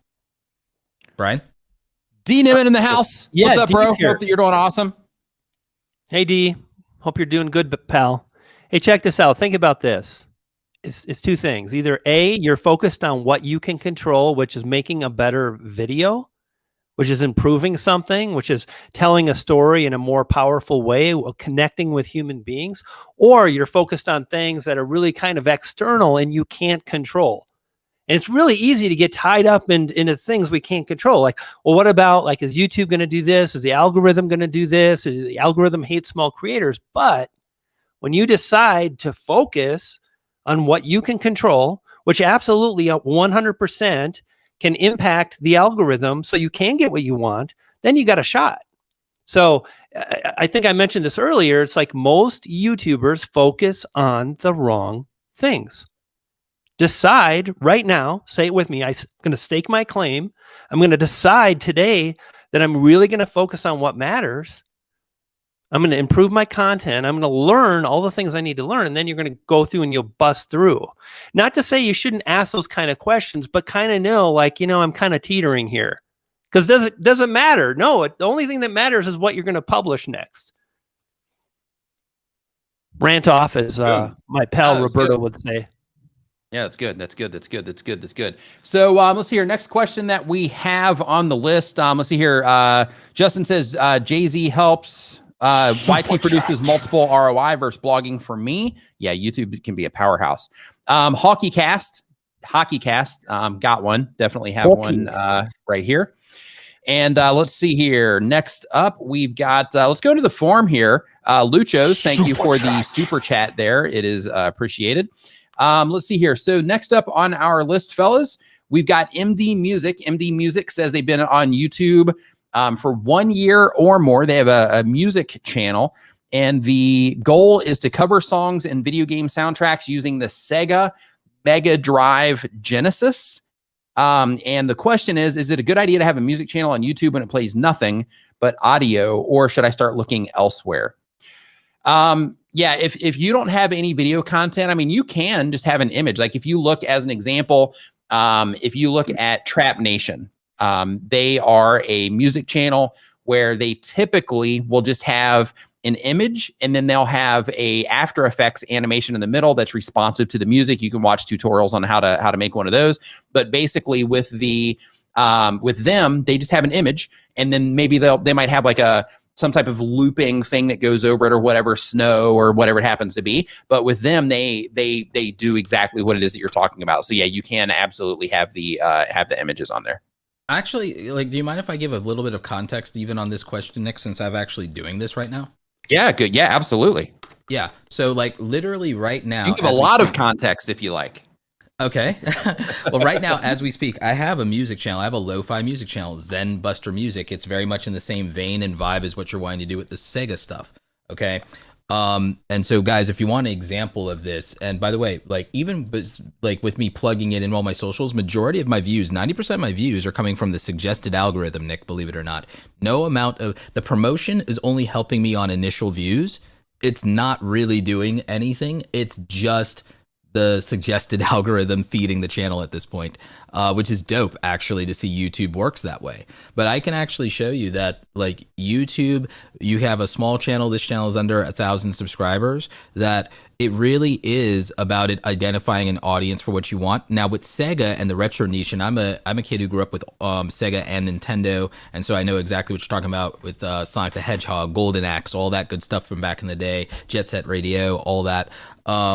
With that content, one, you're tapping into a community and culture that has multi-spanning generations because of the fact that the Sonic games and that stuff is in the culture now of the Nintendo Switch and a younger generation. There also have been the new Sonic movie, there's reboots, there's things like that. So you have that. Plus you have an older generation that like me and Daniel as gamers belong to and everything, even Brian, that remember these things. Even Brian. Nick as well. Even Brian. Because Brian's not known for necessarily being like a gamer. Left out, man. No, it's like you're not necessarily known for like your relationship I with think like Brian gaming. too, maybe, but we're not sure about him. We're not ever like, sure about him. Like I don't think anyone looks at Brian and thinks gamer, you know. Like I don't think. But I digress. My point is that with the music channel stuff, the way even we've been doing it with Zen Buster is we take an image. And I go extra in the fact that I've been putting some After Effects motion loops in there, but I'm just using simple After Effects generator tutorials that I like rediscovered and stuff like that on YouTube and said, oh, I remember how to do this technique now. And then I made my own tweaks and mods and color schemes and stuff like that. It's simple. And so, it takes 5 minutes to generate an animation loop using standard After Effects stuff, even without buying a template. If you want to be extra and unique, you need to do a template. Even Trap Music and Trap Nation, all those things, they don't even use an After Effects generator. They use free stuff to drop a logo into and use a music audio wave sync generator, and that's it. And so they generate that. So you can, but some people have very successful YouTube channels that don't even do any of that and don't do any animation. I hired someone on Fiverr so that for a lot of the compilations or mixtapes, there's an animation loop, and I pay about $150 to have those made, sometimes up to $200. So we don't do them that often. I do them like maybe once or twice a month, but for free. Hey, I would love your contact there really quick. I just wanted to say that really quick before I forget. Would love your contact. Yeah, no, I'll hook you up. Thank you. So like for free, what works, and I've seen this work and even I've done this, is for free, you can go ahead and you can find great free wallpapers to use. And that can be really dope. They can be landscape, they can be this, can be that. There might be people who are happy in Instagram or DeviantArt, since you're doing Sega and retro stuff, that have done fan art. And you can say, hey, I will link to your original fan art and plug you as the artist in the description of my videos. You can have that. You can animate over it or not, and then you can set that up, and people love this stuff and they find it, and it's great. And since you're doing covers, if you've done the work to know that it's like protected and that it'll work copyright wise, then that might get you some push and some people promoting it in terms of, hey, this is out there for you to be able to use if that's the case. Or if it's not, but it's cool because people, in terms of people just enjoying it and wanting something to listen to, you'd be surprised how many Discord communities there are for that, or Reddit communities there are for that, and so on. So that's my advice for anybody doing like a music channel, is there's a lot you can do there. And the good news is music dominates YouTube. You just have to understand how to position the branding, in my opinion, and not just look like you did things, halfway. You really have to respect the culture, and you have to make something that's really interesting and attractive and that makes sense, and the community will do the rest. Boom. Hopefully that answered your question on the music stuff. So next up on our list, we've got Crescent City Gamer. Says they upload when they have time. They've been on YouTube for less than 6 months. They do game reviews. The goal of the channel is to give honest reviews of games, usually MMOs, using a 5-category system. And the question is, my channel disappears when restricted mode is on, but similar channels with the same name even don't. I even changed my channel name yesterday and sent a feedback thing to YouTube through the studio, but no response yet. I was trying to ask some people yesterday on the Discord server, but no one knew. Any thoughts? I have 0 views from 17 and under, according to the dashboard. Yeah, so wait for YouTube to get back to you on that. If people are making similar content, but they're not getting restricted, but you are, then I would definitely make sure that the language that you're using in your videos and all of your metadata in terms of your descriptions don't have anything that could be taken out of context that could possibly end you in restricted mode. And the same exact thing with your tags as well. Make sure that the tags that you're using also aren't something that might end you up in restricted mode as well. So I would definitely look at your metadata and pay really close attention to your to the language that you're using. Check the auto captions. Check the auto captions, and also make sure that they're in the correct language. Vipers was in like some weird other language. I don't think it was German. Maybe it was German or something like that. Viper's thing was in some weird other language, and it was crushing him. Okay. And yeah, he had a ton of videos that were like that. His channel couldn't be searched, and then it's like, so even with people talking about Viper, he wasn't even benefiting from word of mouth. His channel itself wouldn't appear in search. Like some videos would, but his channel itself could not appear in search. So that was hurting him. And he had to get that appealed. So, and his auto captions were like an issue. So look at your auto captions. Another guy from Ireland, he had a strong Irish accent, and he thought that YouTube was suppressing him because of some politics or something like that. And it turned out that nope, the auto captions took his strong accent, and the word was something else. And I screenshotted it for him. I was like, hey, it's that they think you said this. And he was like, oh no, if they thought I said that, then fair play. But I didn't. So, he started using Rev, paying for captions. He's like, yep, I was wrong. It's not censorship. It was technical difficulties, and it was speech recognition. It's that robots are dumb sometimes. It's like, it wasn't censorship. So like he found in a situation where, these technologies, we take them for granted. We love them so much. Like all this stuff is less than 15 years old. And like, it's only been really decent for like the last 5. It's all new tech. It's like this tech isn't dumb. Like, it's a robot. This tech is really dumb. It hasn't gone through puberty yet. It's not old enough. It's like it's young and dumb. It hasn't gone from puberty yet. It doesn't know how to drive a car. It doesn't know how to drive a car. It hasn't gone on its first date yet. It's like it's really dumb. Like, so just cut it some slack. Let it do its homework. Let it study. It's going to go and get better grades. It's going to go to cram school. But I think if it works really hard, that it'll make it one day. One of the channels I managed, actually, after you were saying that, Roberto, all of the closed captions kept showing up in Dutch for like a month, and I had to keep reverting them back. And also, one of the streams I did on TubeBuddy, randomly, people, once the live stream was replayed, people who were reading along said, Daniel dropped the N-word in that stream. And I was like, what? And we went back and listened. I don't know what I said. It was something innocuous, but the closed captions heard it as something completely different and automatically dropped a word in there that was like, we had to go back in and be like, let's clean up the closed captions here because we were in trouble. We were offending people. Cancel train. Woo woo. Is that some text here? Is that a text device I can get, Daniel? In innocuous? Yeah, that's what you want to do. That if COVID is in your region, you want to go get innocuous. So, hey, really quick, Brian G, because you always bounce as soon as I say this. So just as a heads up, we hang out and we chat a little bit after the stream is finished, just as a heads up, so you don't leave so fast. But on that note, I just want to say, I gotta leave everybody, thank you for hanging out during the live stream. I hope you learned something during the stream today. Again, you can find Daniel at danielbattelle.com, Brian G. Johnson at briangjohnson.tv, Roberto Blake at Awesome Creator Academy. They can help you with all things related to YouTube if you want actual people to help you through the process instead of just watching videos about it. Hit up any of these guys, they'll help you with it, and be delighted, I should say, to do it. And I also want to say that if you hung out during the stream, if you've been hanging out the whole time, you've gotten tons of information. So because of that, just make sure that over the course of, let's say, between now and next Saturday, that you just pick like a thing or two and you just focus on improving that thing or two so that by the time you show up next week, you can have a full grasp of the thing that you happen to be working on, maybe even have some feedback on the changes that you've made. So, just focus on a thing or two instead of trying to do all of the things. Just focus on that next step. So thank you everybody so much for hanging out. Mods, thank you for holding it down. Bro, nice to see you coming in here, even though you showed up late. just rolling out of bed. And everybody have an awesome rest of your week, and we will see you next time. Peace.